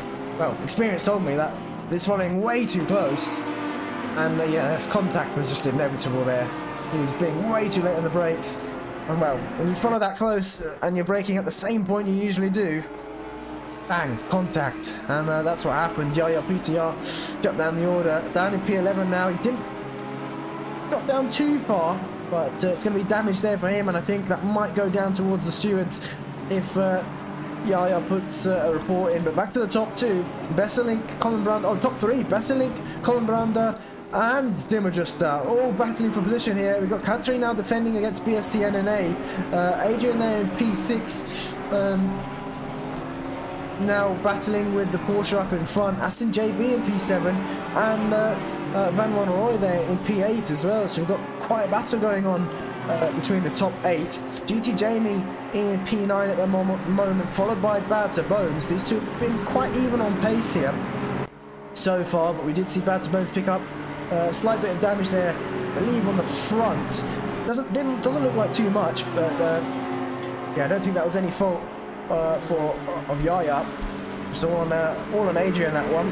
But fednad now defending from Lyman. Looks like fednad going defensive. He can move back over to the racing line though. There we go. Opens up the corner for himself. But in the background we can see Dasmo.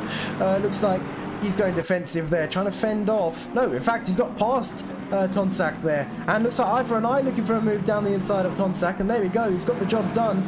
Up into, well, Tonsack losing 2 positions in a couple of corners there. But he's going to look for a move back. No, we can't go for an immediate reply back there. P. Mitch now at P18. Running quite well on the back of Tonsack now. He's got Oliar close behind him, so he needs to be careful there. Walker there in P20. Tom Quarantine as well, who has actually picked up a slight bit of damage on the front of that Audi, so that's really going to hinder him there. Looks like quite a bit of damage there on that front splitter. That's not going to help one bit. Schumann there, P22. Piroff in P23. He's got Kerwin behind him. Kerwin in P24 at the moment. Has he had a bad start? Looks like, has he picked up damage? I'm not sure. It's quite hard to tell. So let's see if we can get a closer look. I think there may be a slight bit of damage there for Kerwin. Yeah, there is. There is a slight bit of damage on that front splitter. So maybe a bit of an incident. And who's that off? That is... Who is that? That is the number 88 car. That's Oliar Assar off. Looks like he took that inside curb. That massive inside curb into turn 2. And yeah, lost control of the car there. Something definitely happened. But Colin Brander is now in the lead of the race. 1.5 seconds ahead of Besselink. We're too busy focusing on all the rest of the field, but we didn't see what happened here for the lead. So Colin Brander out in the lead now. Besselink down into P2, and he's being attacked here by Dimadjuster, who goes really wide. A very odd line there, but he's going to hold on to that position ahead of Katri. In fact, he might not be able to. Katri down the inside here, and I think he's going to be able to hold on to that, because Dimadjuster's, no, he's kept it within track limits he has this time around, and Dimadjuster's got the inside here, and is he going to be able to hold on? Looks like Katri's not going to be able to hold you around the outside. He's got to be careful here. BST NNA with the fastest lap of the race now is on a mission here, trying to get past, and Adrian once again really late on the brakes there. Luckily he didn't make contact this time, but I think he's just too eager at the moment. He needs to calm it down a little bit. He doesn't want to be making any more contact with these drivers up in front.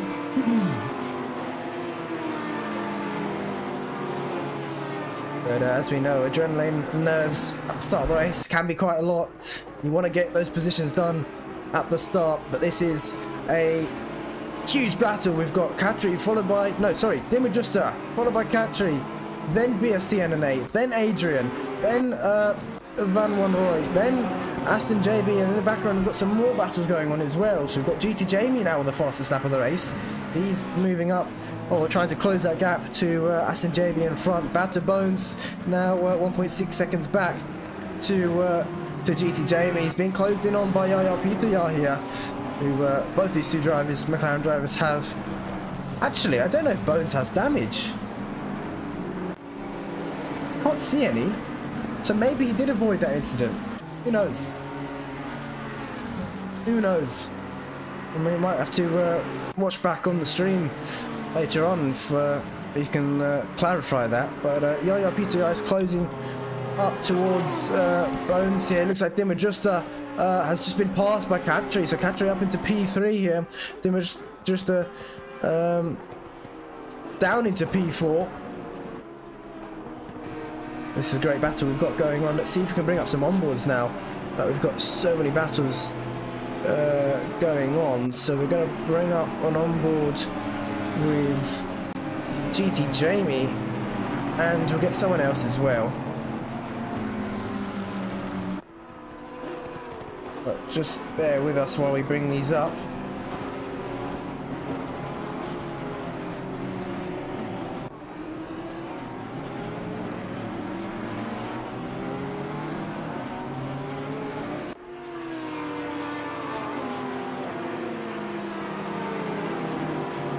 Here we go. We've got the onboards now. GT Jamie in the top right and Dimadjuster in the bottom right.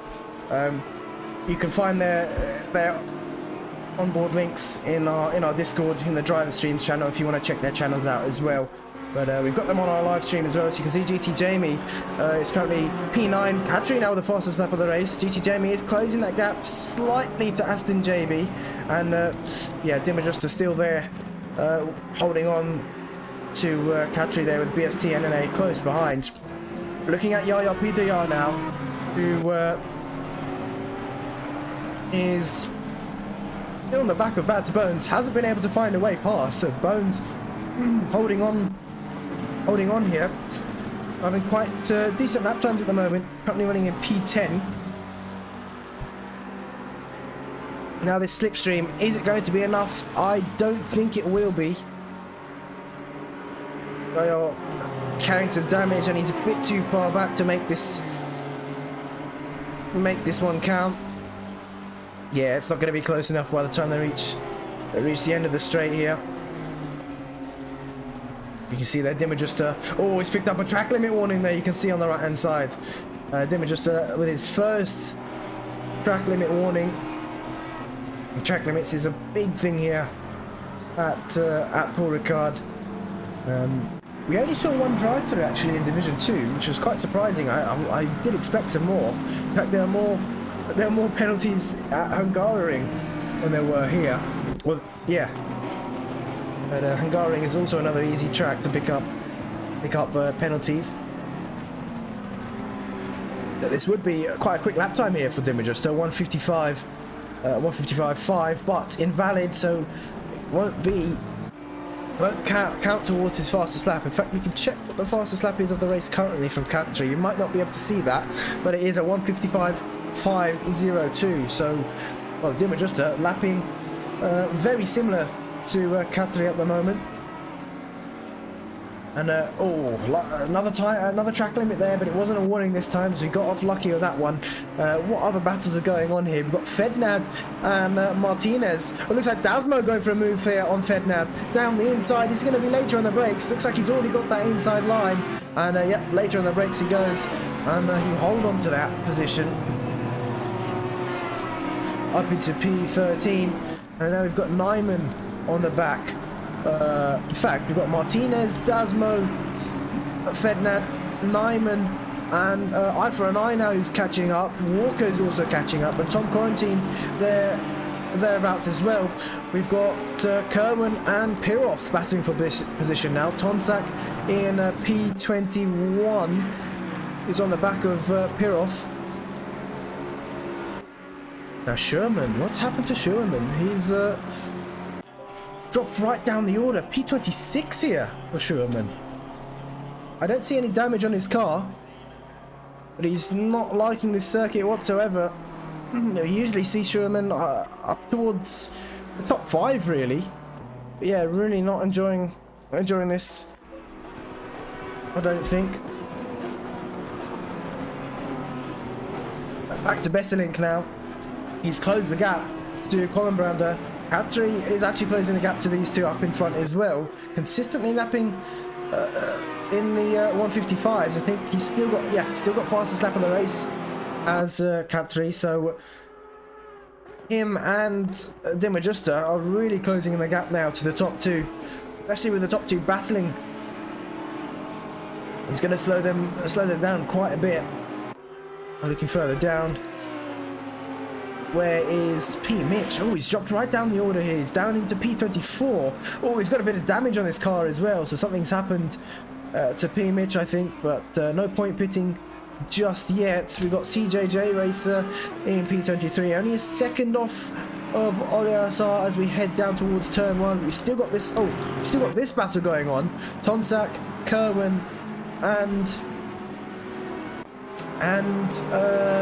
Piroff as well. Piroff up into P19 now, so he's leading this train, holding Kerwin and Tonsak off. Now we've seen, I've got to plug this, but we've seen Piroff with a huge improvement so far in his driving ever since he's taken his coaching lesson. And if you are interested in coaching, be sure to check it out on our website. You go to the info tab. There is ACC coaching, and it's completely tailored to you, and a free setup included. Now for PC, it's for PC and console as well. Now, of course, for PC, we've got the new 1.9 update coming out, so new physics, new setups, new tire model, new everything coming out on Wednesday. So yeah, I'm sure we'll see some drivers signing up for some coaching then. Well, they're going to have to relearn pretty much how to drive with the new physics. But Cohen, as we saw there, a bit wide earlier on. I think that was possibly a track limit warning there for him. We're off there, a bit wide as well, but he's managed to hold on and not lose much time. Let's go back to the top two, Besselink and Colin Brando. In fact, Katri not really closing up. The gap still 1.8 from Katri to Besselink. But Besselink has closed that gap once again to Colin Brando, under a second. Now this is the sector, well, this is the section where the Porsche is going to be much quicker, but once they get onto that straight, I think Porsche might struggle a bit more. Gap's down to 0.6 between these two, and I think as long as Besselink can stay in that slipstream, he might be able to stick with the Audi here.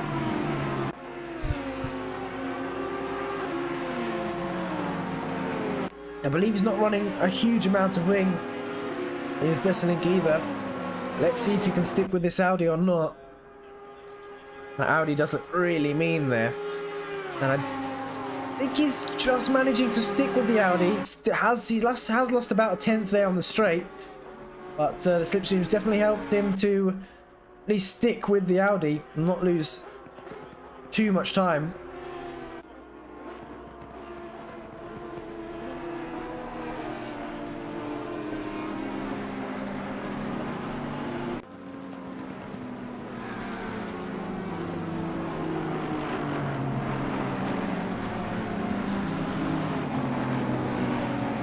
Pete Rib saying Pete Mitch makes me think of Top Gun.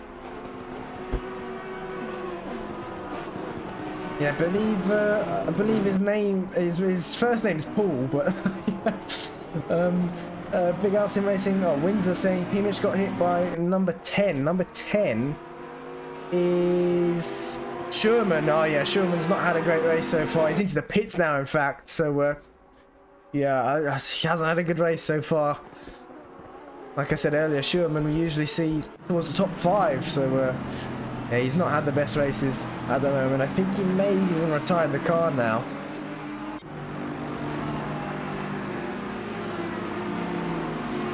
Walker, as we can see, closing on to the back of Fednad, and Nyman has got past Eye for an Eye as well. So these three, Nyman, Eye for an Eye, and Tom Quarantine, all catching up to Walker and Fednad. So this is almost a 5-car battle here, from P13 to P18. Sorry, 6-car battle, is it?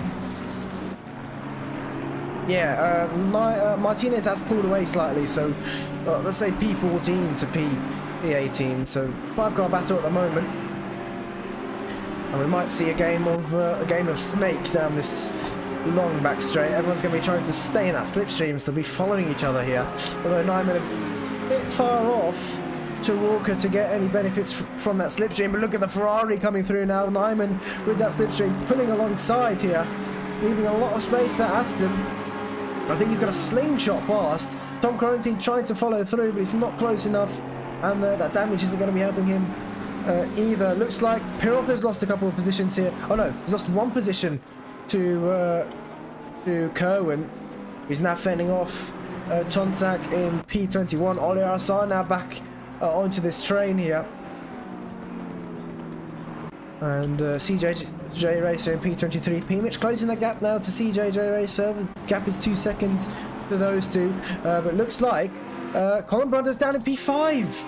He's made a huge mistake somewhere. I didn't actually catch that. But what has happened? He's down to P5. He's leading the race comfortably ahead of Besselink. About a second gap. He's definitely made a mistake somewhere now. Besselink leads the race with a 2.3 second gap to Katri here. Dimmer Juster in P3, still battling with Katri, so that's probably why these two aren't actually catching Besselink in front, because Katri still has the fastest lap of the race. So on paper, he should be able to catch up or close that gap to Besselink, but it's not closed. It's opened up even more, and that's as a result of P2 and P3 battling. I'd be working together with Kutri here to try and catch up the race leader. There's not really much point battling at the moment. They'll just be chopping and changing positions with how even they are on pace, and we've still got the pit stop to go, so that's another aspect to consider. Looks like Sherman is back out on track.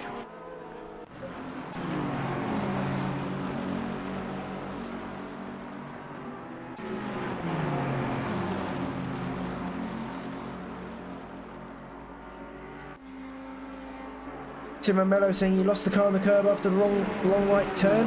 Who is that about? Was that about Sherman? Oh no, sorry, that was about Colin. Yeah, that's a shame.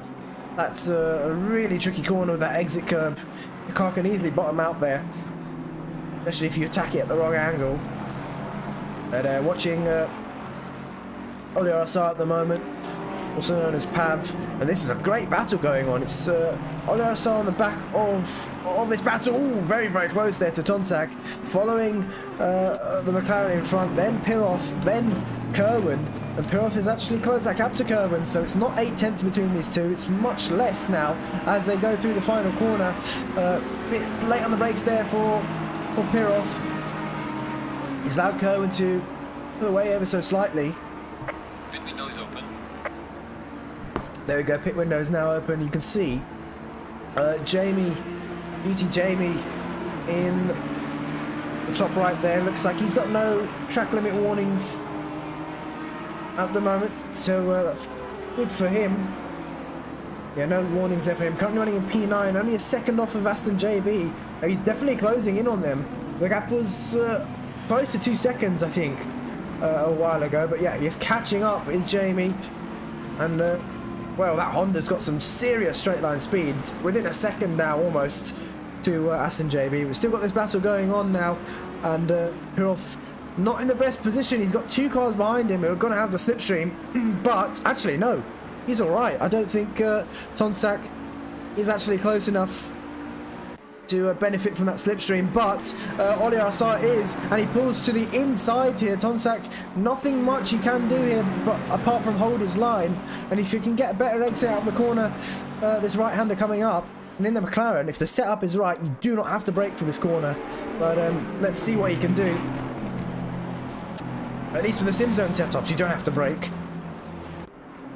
And no, it looks like Oliarasar is going to hold on to that position after getting the overtake down the start. Down the long back straight. Let's go towards DeHuisRocker, who has lost a lot of time to Katri now. So maybe with this gap that Katri's got to Dimmer, he might be able to close that gap now to Besselink. He can focus on the track ahead of him, focus on putting in those lap times, and yeah, you can try and close that gap now. Just seeing the last lap between GT Jamie and Aston JB. For Aston JB it was a 157 something. For GT Jamie it was a 156.8. So he should be closing that gap, especially with Van Wanrooy and Aston JB currently battling for position. You can see them two just up ahead now, and look how much time GT Jamie is closing in on them. They're really battling for position at the moment. If I were Jamie, well, I'd get within that slipstream range, and then maybe go for a pit stop. Aston JB may be better off going for an undercut as well, especially since he's been struggling to get past that Porsche of Van Wanrooy.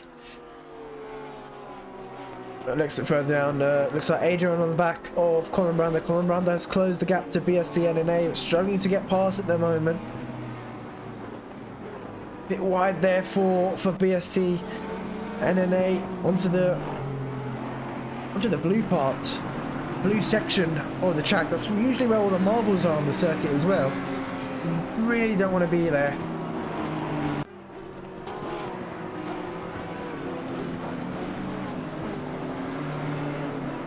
But yeah, Jamie's definitely closed in now. He's within 5-6 tenths of Aston JB and Van Wanrooy. And look at the exit out of the final corner that Colin Brander has got. He's right on the back of that Porsche, and with the straight line speed of the Audi, he's going to be able to pull alongside. He's forcing BST NNA to take a narrower line into turn 1, and Colin Brander, he's going to try it around the outside. He's going to attempt it, but he hasn't got enough of his car alongside their BST NNA, so he's had to back out of that move.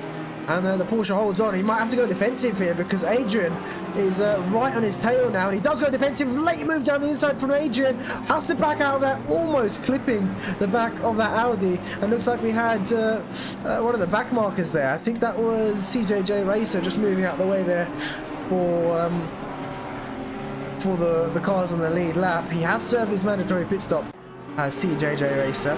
But that was a bit too close for comfort between Colin Brander and Adrian.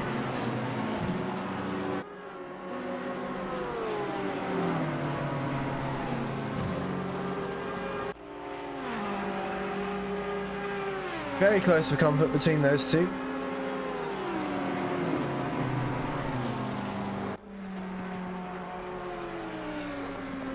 Contentnow saying, nice one, will Per-Olav settle. Pardon me, settle and stick with Kenny. Whoops. Gap. Oh, it looks like Colin Brander's going to make that move down into his long right-hander. Uses the inside line, and Adrian might be able to follow him through, although, oh, they've come across on each other. I think BST NNA, a bit unaware of his surroundings there. Adrian was still there, didn't really go anywhere, but luckily that didn't end up with BST NNA into the wall. But look at this, Adrian, he's going to have a look down the inside. He thinks of it, but backs out of the move. And isn't able to get it done. Looks like Jamie, what a move there from Jamie, getting 2 positions there. He's got past Aston JB, and he's got past Van Wanrooy. You can see that bit of a smile on his face after that move. What a move there from Jamie. In fact, he can possibly keep it out for longer if he can pull away from the 2 cars behind him. But all running a bit wide there out of the final corner. Luckily, no time gain there for Jamie. But yeah, that was a good move there from him. And now he's in a bit of clean air. He can try and pull away from those behind him. And looks like BST NNA and Adrian going side by side here. And looks like he's got the inside line, there's Adrian, but BST hanging it around the outside. He's going to have the inside for the next right-hander. And Adrian now looking for a switchback, but it's not gonna work this time around. And I think the straight here for Adrian is probably the best opportunity he's going to have, with the Porsche not being the quickest on the straights. BMW not the quickest on the straights either. But he's got that slipstream, he's got that tone. You can see BST NNA going defensive really. Sticking to that inside line. Is he now just moving over to the racing line here? Adrian, he's got that slipstream, he's got the draft. I don't think it's going to be enough.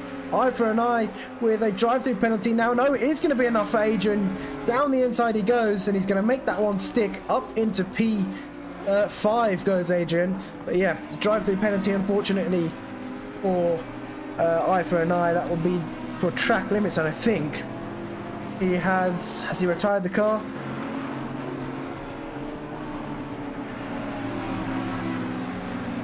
He has. It's unfortunate.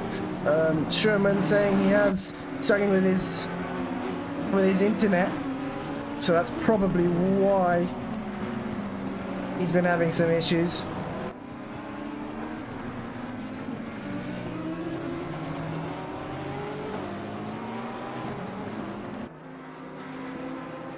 Yeah, no driver of the day voting this time around, which we were running a bit late. Yeah, half an hour left to go of this race. Almost halfway in. 32 minutes, so almost halfway in. Per-Olav on the back of Tonsak, so he's actually lost that position there to Tonsak, has Per-Olav. Tom Quarantine following Nyman into the pits. Now, will Tom Quarantine repair his damage, or will he sacrifice that damage to be able to stick with Nyman once they exit the pits? And looks like that's Martinez into the pits just up ahead. Colin Brander into the pits as well. Loads of drivers now pitting as we approach the halfway mark. Esselink still out on track in the P1. Capture in P2 still only. So that gap's still the same, 2.7, 2.8 seconds between these two. So Katri hasn't been closing in, but look at this. Dimmer just, I think, trying to get past one of the back markers. I think that is Walker. No, it's not Walker. It's Aston JB? No, that's not Aston JB. It must be P. Mitch who's out on track.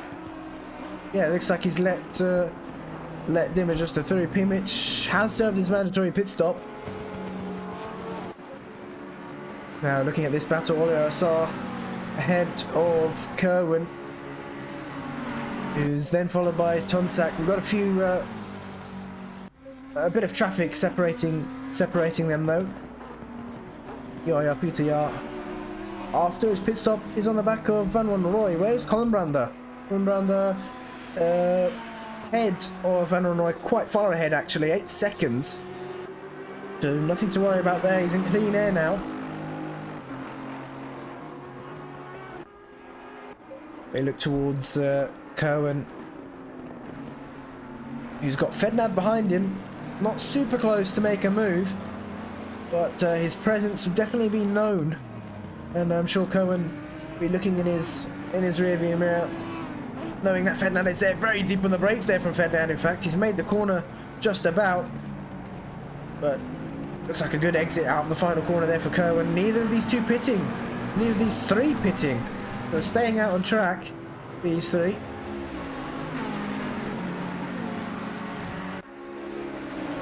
We've got a few more drivers into the pits. Walker, Big Dasmo, BST and Dimajuster. Keep it up. Now halfway into the race here.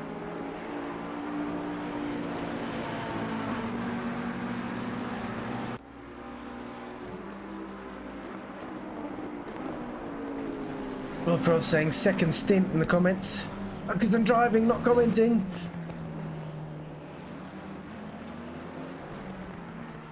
But yeah, Perth has served his pit stop now.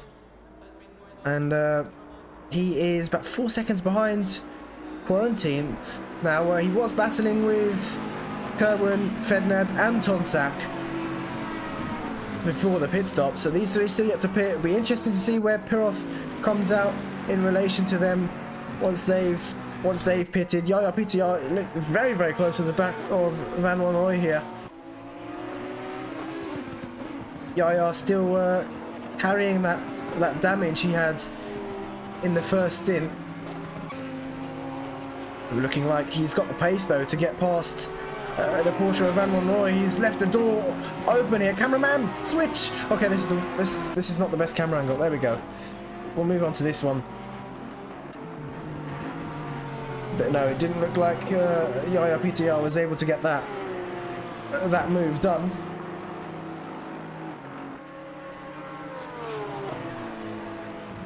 Now Colin Brander. In fact, Colin Brander was ahead of BSTNNA before the pit stop, so he's actually lost time in the pit stop phase as Colin Brander. And I don't think he'll be worrying about P1 now. It'll probably be he'll be thinking about the podium, I believe. He was P5, P4, I think, before the pit stops. Looks like we've got Kerwin, fednad into the pit stop. Tonsak keeping out on track. Where is Piroth on track?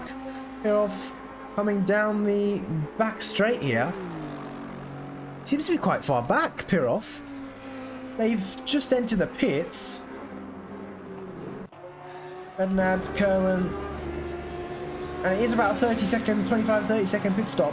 I believe they'll be changing tyres, so let's say 30 second pit stop. And all that is Van Wanrooy. Sorry, no, that's Colin Brander and BST side by side into turn one. Let me switch. Oh, there we go. And it looks like Colin Brander's had to cut the track slightly there, but he's kept position. BST is not going to be happy with that. In fact, he's going to have to go defensive with Colin Brander into the braking zone. So close between the two, but Colin Brander's held on to that. And yeah, I don't think he gained a huge advantage. He was ahead going into turn one on the outside, however, but he was ahead. So I think that will be all right with the stewards. I don't think that will really be looked at. Unless, of course, a report is put in. We've got the race leader, Katri, now into the pits. Bad to Bones, keeping it out on track, I believe. No, pitting. That's Bones is pitting. Oliver bouncing over that curb there. And we'll see if he pits. So it's just these four yet to pit now, I believe. And we've still got 6 minutes left of the pit window to go. Yeah, just these four. Oops. Well, that wasn't clever. I've just spilled a bit of water on my PC. Luckily it hasn't gone through. Oh no. Okay, luckily it hasn't gone through. Hold on, just bear with me. I want to triple check. Nothing's happened. Oh god.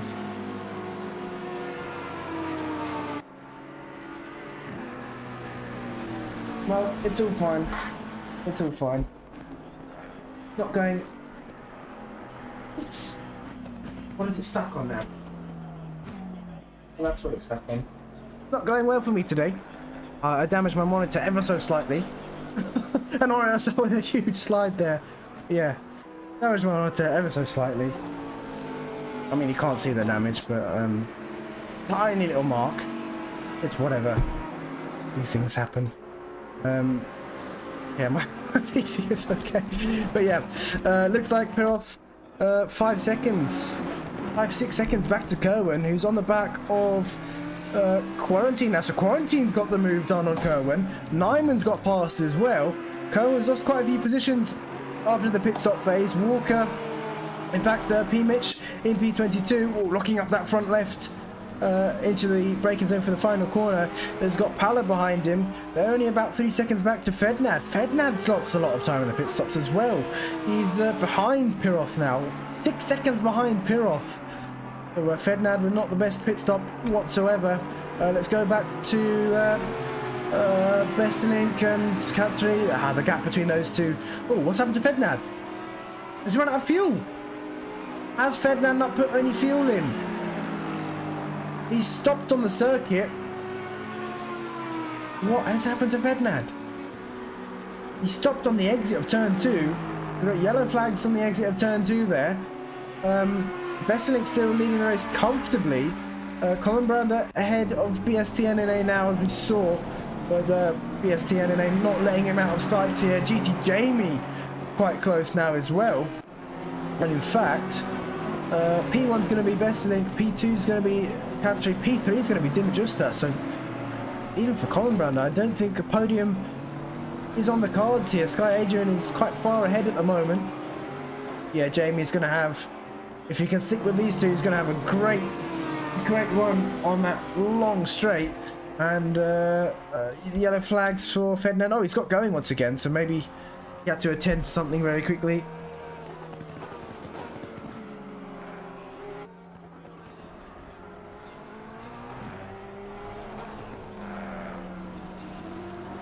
Yeah, something happened to Fednad, but he's got going again.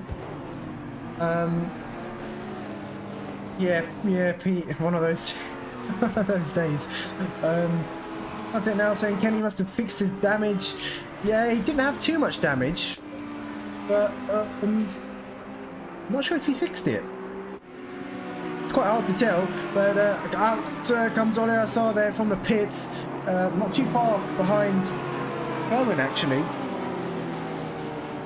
Not too far behind Kerwin at all. Still 23 minutes left of this race to go. We'll probably finish at around 10 PM this race. About 20-30 minutes longer than we expected.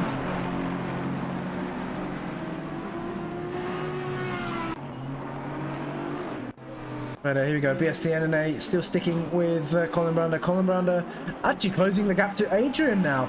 I didn't think they'd be able to close it that quickly, but oh, Colin Brander very wide there. Don't want to be that wide for this long right-hander. We want to be around in the middle of the circuit, utilising the camber of that corner. If you go too wide once again, you're not going to be getting as much grip, and that's usually where most of the marbles are on the circuit. You can see even now where all the marbles are. If you get onto that, you're going to be losing a bit of grip through the corners. The fastest lap of the race still with Cat3, I believe it's still a 55.5. I'm surprised no one's done 54s in the race. Or even lower than that. It's definitely possible. I believe the track is grippier in the race compared to qualifying anyways. And looks like that is Yaya PTR making a move on Aston JB. And this is a 4-car battle here. So it's Yaya PTR followed by Aston JB. Then we've got, oh, was that a bit of contact between Van Wanrooy and Aston JB? I think it was. And will Bad to Bones be able to capitalize on this contact between the two? He's got a much better exit. He is going to capitalize. He's going to get past Van Wanrooy there, and position gained. Bit of a freebie there for Bad to Bones as he goes up into P10 now.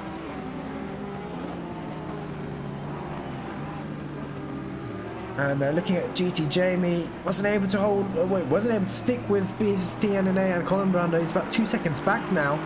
And Dima Justa closing that gap to Cadbury once again. And in fact, yeah, 1.4 seconds now those two. It was over 2 seconds, the gap between P2 and P3. Looks like Colin Brando has got past Adrian here.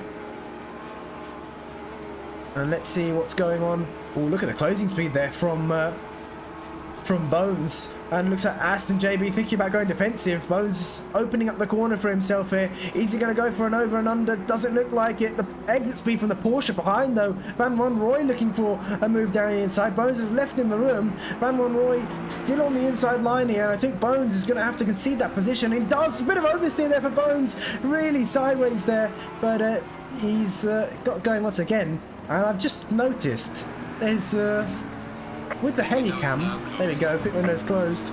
Oh no, I haven't saved my pit stop. No, I'm just a spectator. I've just noticed there is a bit of a visual bug on the helicam. If the drivers go off track, the blue, white and red lines actually appear over the car instead of under, which is really odd. You can see in the background we've got another battle going on. That is Dasmo and Martinez battling for position here. Martinez only running P13. Dasmo has got some great pace here at Paul Ricard. He had some good pace at Hungaroring as well. So Dasmo, ever since joining the league, I remember his first race, I believe it was at Kota last season. I mean, he was struggling to even understand how the pit stops worked back then, but he's improved massively here. And yeah, we've seen his pace. His paces get better and better. Currently running in P12 now. Having to fend off Martinez. Adrian losing another position to BST NNA as well. So he's falling down the order here, and he's going to have to start thinking about GT Jamie behind him. It's 1.7 back. Looking at Martinez and Big Dasmo once again. The Ferrari's so quick on the straights. You can see here with that slipstream, he's pulled towards the outside of the circuit. Oh, no, it's not going to be enough. It's definitely not going to be enough. Dasmo, it's a bit too early to pull out the slipstream there for Martinez. Dasmo holds on going through this right-hander. And yeah, Dasmo, I've raced against him in the practice sessions. It's not easy to overtake. Dasmo knows where to place the car to stop you from getting past. We've still got so many battles going on here. We've got Tom Quarantine on the back of Kerwin. We've got P. Mitch, who's actually been passed by Pala. So Pala up into P21 now. P. Mitch down into P22. Let's see if we can stick with Pala.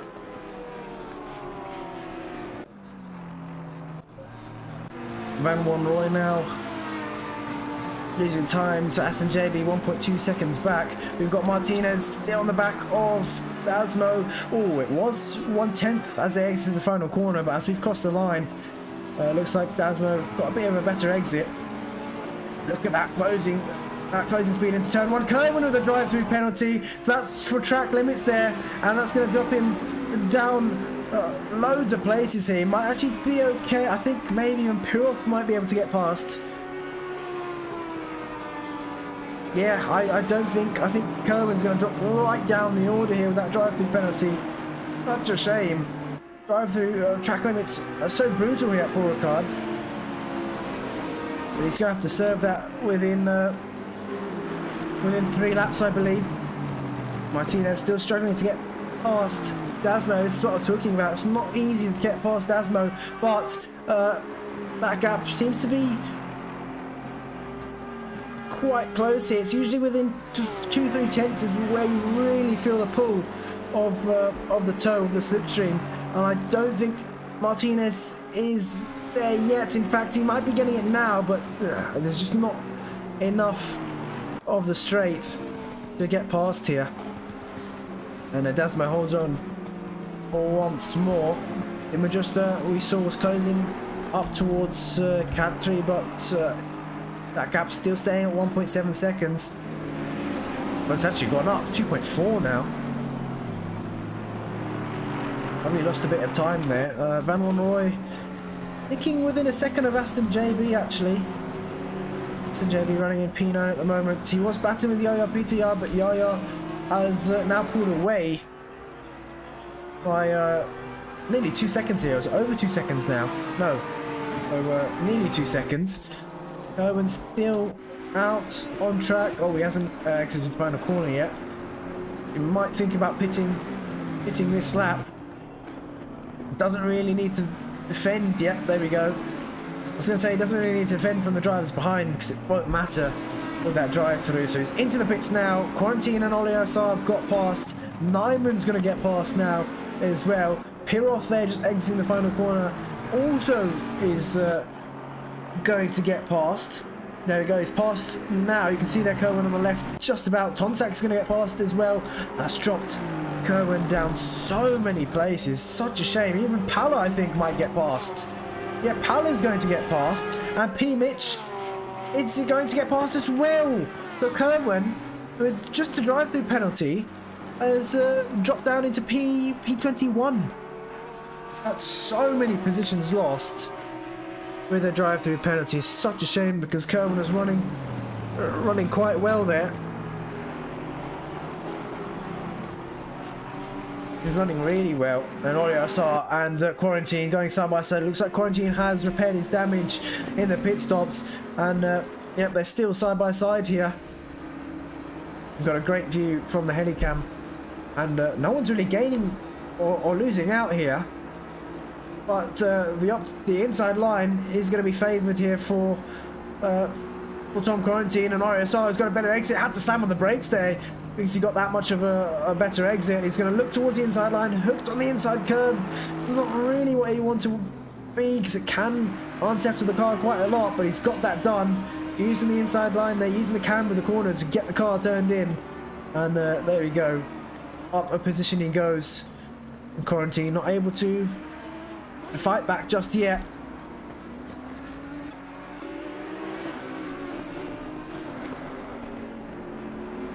Van Wanrooy, like I said, sticking with Aston JB. Martinez still isn't able to get past DasStopsChild. Let's go on board with Martinez here. He's actually lost a bit of time now to DasStopsChild.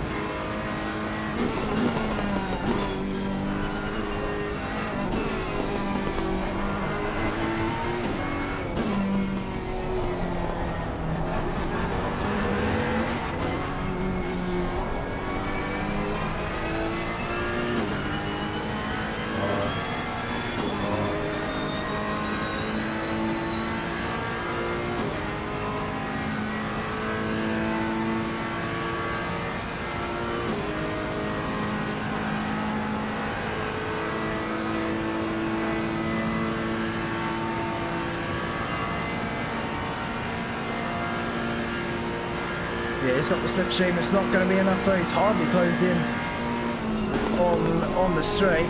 But oh, DasStopsChild with a bit of an error, which you don't usually see there from him. That's going to allow Martinez to close the gap once again. Can he find the inside line? No, DasStopsChild has covered that off.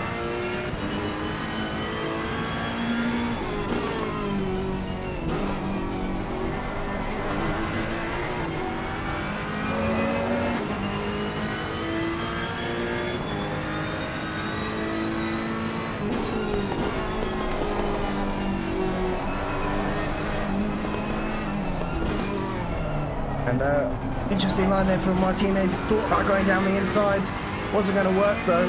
He actually compromised his exit speed, and that gap once again about 6-7 tenths now. There we go, 7 tenths as they cross the line. So Martinez didn't do himself a favour there.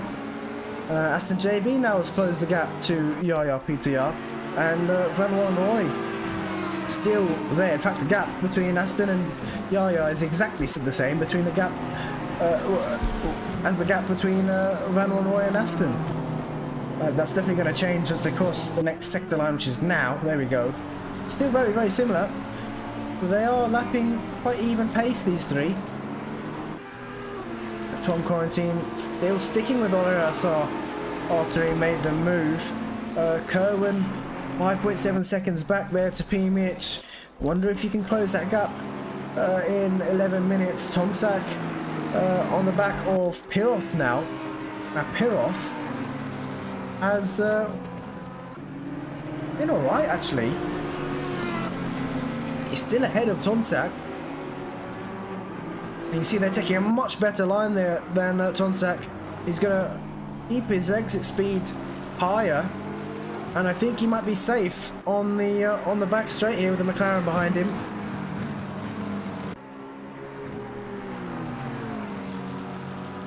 Yeah, he should be safe by the time they reach the end of the straight. Martinez and Dasmo still battling it out here. Dasmo not leaving any opportunity for Ibanez to get past. Sorry, not Ibanez, Martinez to get past.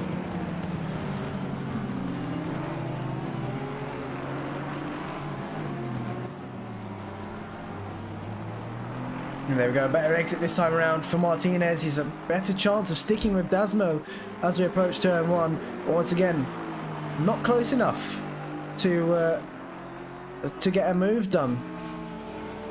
I think that his best bet is to be as close as possible on that onto that back straight if he wants to get a good run on Dasmo, because everywhere else Dasmo has been defending every attempt that Martinez makes for an overtake. So Martinez just needs to focus on his exit here, which he might be doing now. He's got a good exit here, and he carry the momentum onto the straight. He is closer this time, much closer this time. I'm not sure if it's going to be enough. We'll just have to wait and see here. Dasmo pulling to the right hand side this time. I think he's aware that Martinez is much closer this time around. Look at the closing speed. Let's go on board with Martinez. He's closing in. There we go. Dasmo moves up to the racing line, and this might be it for Martinez. No, lifts off. Martinez lifts off. I think he definitely could have challenged Dasmo there. Or he could have at least tried to force Dasmo into an error.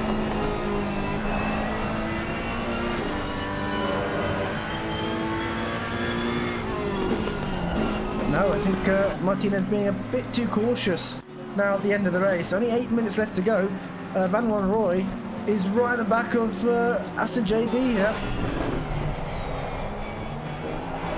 And a bit of a poor exit there from Van Roy out the final corner, mounting that inside curb. Not what you want to be doing at all.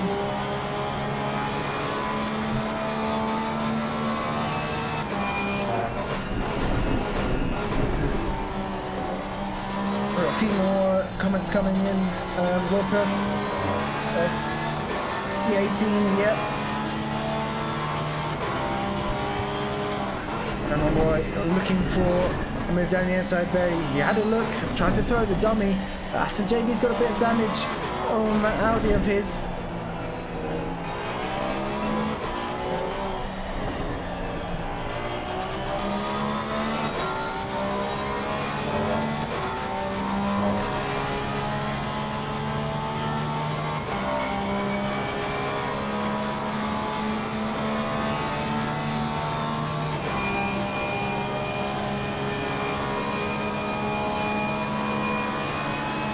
Porsche closing in somehow. Van Roy with a straight line speed. compared to the Audi. And of course the Audi does have damage, it's not going to help, but that slipstream and probably running low wing on that Porsche has helped him get past. And up into P9 goes Van Wanrooy. Looks like Contact still in the back of Per-Olav, hasn't been able to find a way past.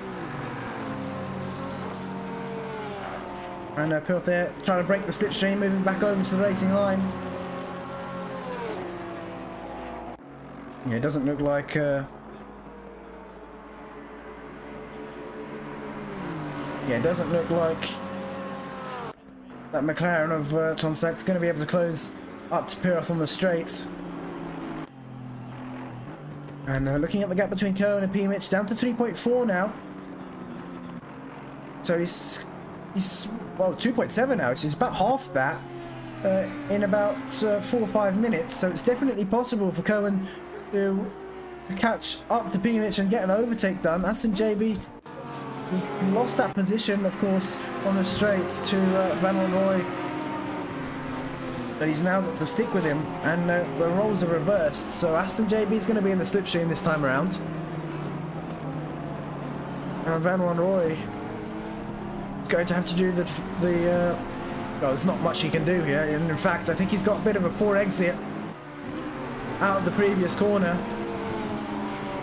This is where the Audi is going to pull back in.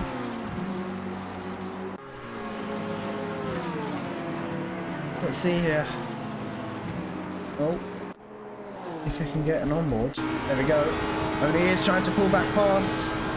Damage definitely not helping, and in fact, he's not going anywhere now that he's out of the slipstream. He hasn't got enough on the straights to get him past the Porsche. So there we go. Van Wanrooy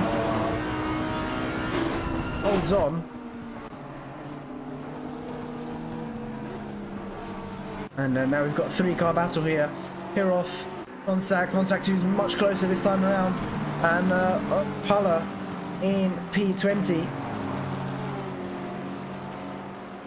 But I don't think Tonsek, yeah, he's not close enough exiting that corner onto the straight to get past the Aston Martin there. And Aston JB, has he got past Van Wanrooy? No, he hasn't. He hasn't yet. But these two very even on pace at the moment. Besselink still in the race lead here. Windsor saying P-Mitch's tyres are running hot. Oh, so maybe a bit of a miscalculation there from him. Maybe, yeah, you can see how much steering angle he's using through there. So I think maybe causing those front tyres to a bit too much. Well, I don't know which tyres are hot. If it's all of them, it's probably just tyre pressures that are incorrect. But Curtin has definitely closed that gap now. And he's within a second of P-Mitch. Let's go on board. Nope, let's go on board with Curtin.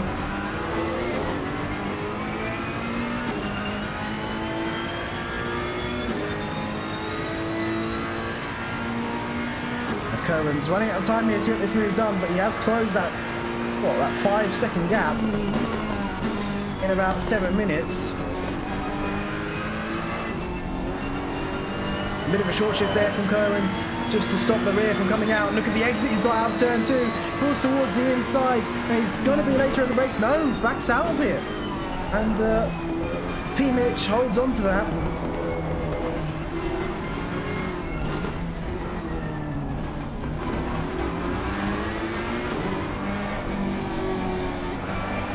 Bit of understeer there for Curtin. He turned in slightly late, but P-Mitch has got a compromised line there, and all very, very close between these two, leaving just enough room for each other. Curtin's got the slipstream now. Can he slingshot past here? You can see how bouncy the straight is once you're towards the edges of the track, and he pulls towards the inside there. Oops, this one, but is it going to be enough? I think it will be. And can he move back over now? I think he can move back over. Yep, there we go. He's cleared the Audi. And upper position goes Curtin. who is able to make that move after that drive-through penalty. He's gained a position. Paolo onto the back of Per-Olav now. So Paolo's got past Gonzag, and now he's looking for a move on Per-Olav here in P18.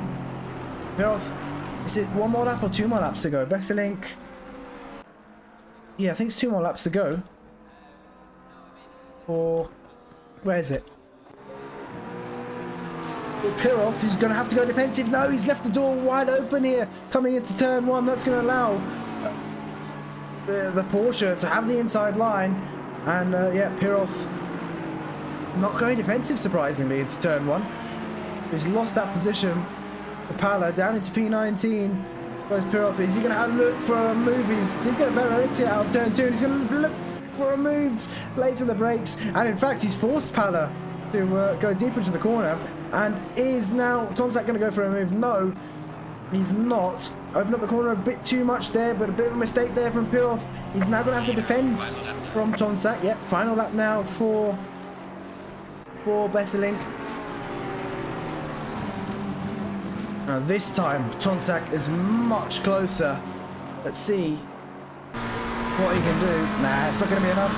Once again, it's not going to be enough. The McLaren is not the quickest in the straights either, so it's, yeah, it's not keeping up with that Aston Martin.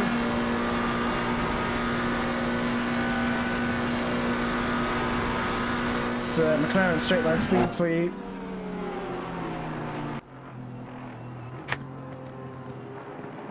So Per-Olav holds on to P19 then. And looks like Aston JB losing some time to Van Wanrooy now. Van Wanrooy sort of maintaining that distance to Yaya PTR. Even while Aston and Van Wanrooy are battling. I mean, Yaya was still there as well. But he was just able to manage that gap and stay ahead of these two. Where is our race leader, Besselink? He is coming up towards the final few corners. And what a race from Besselink. I mean, it's been a bit of a lonely one for the majority of the race. Had a bit of action at the start. I think after we got past Colin Miranda, I think, and well, he got past Colin Miranda. Colin Miranda made a mistake.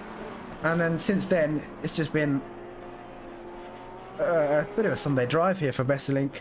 Similar to what he did last season at Indianapolis, but he's going to round the final corner to finish P1 here at Ricard after not the best finish at Hungaroring, I think.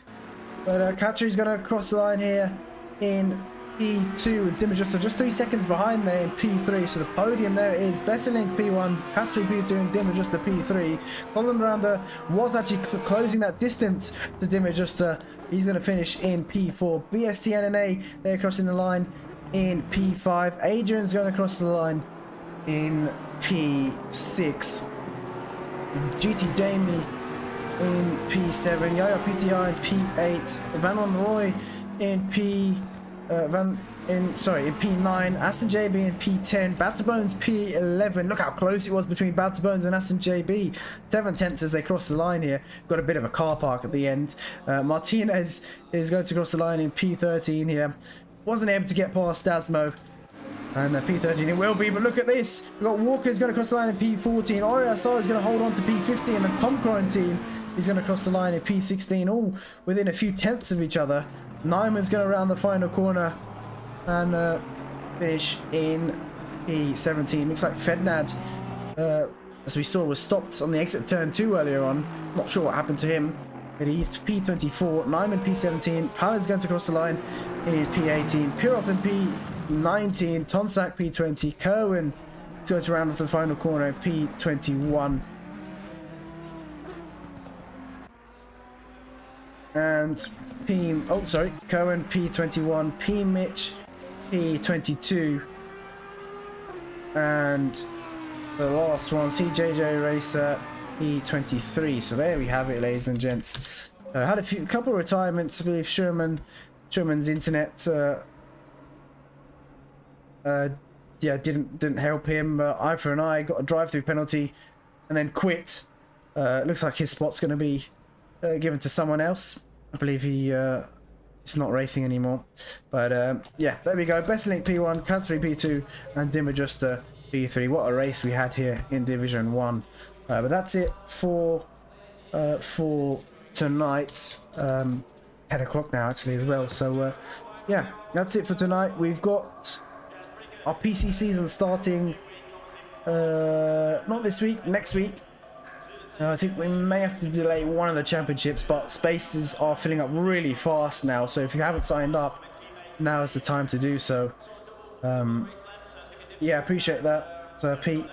But yeah, thanks for watching, guys, and we'll see you next time.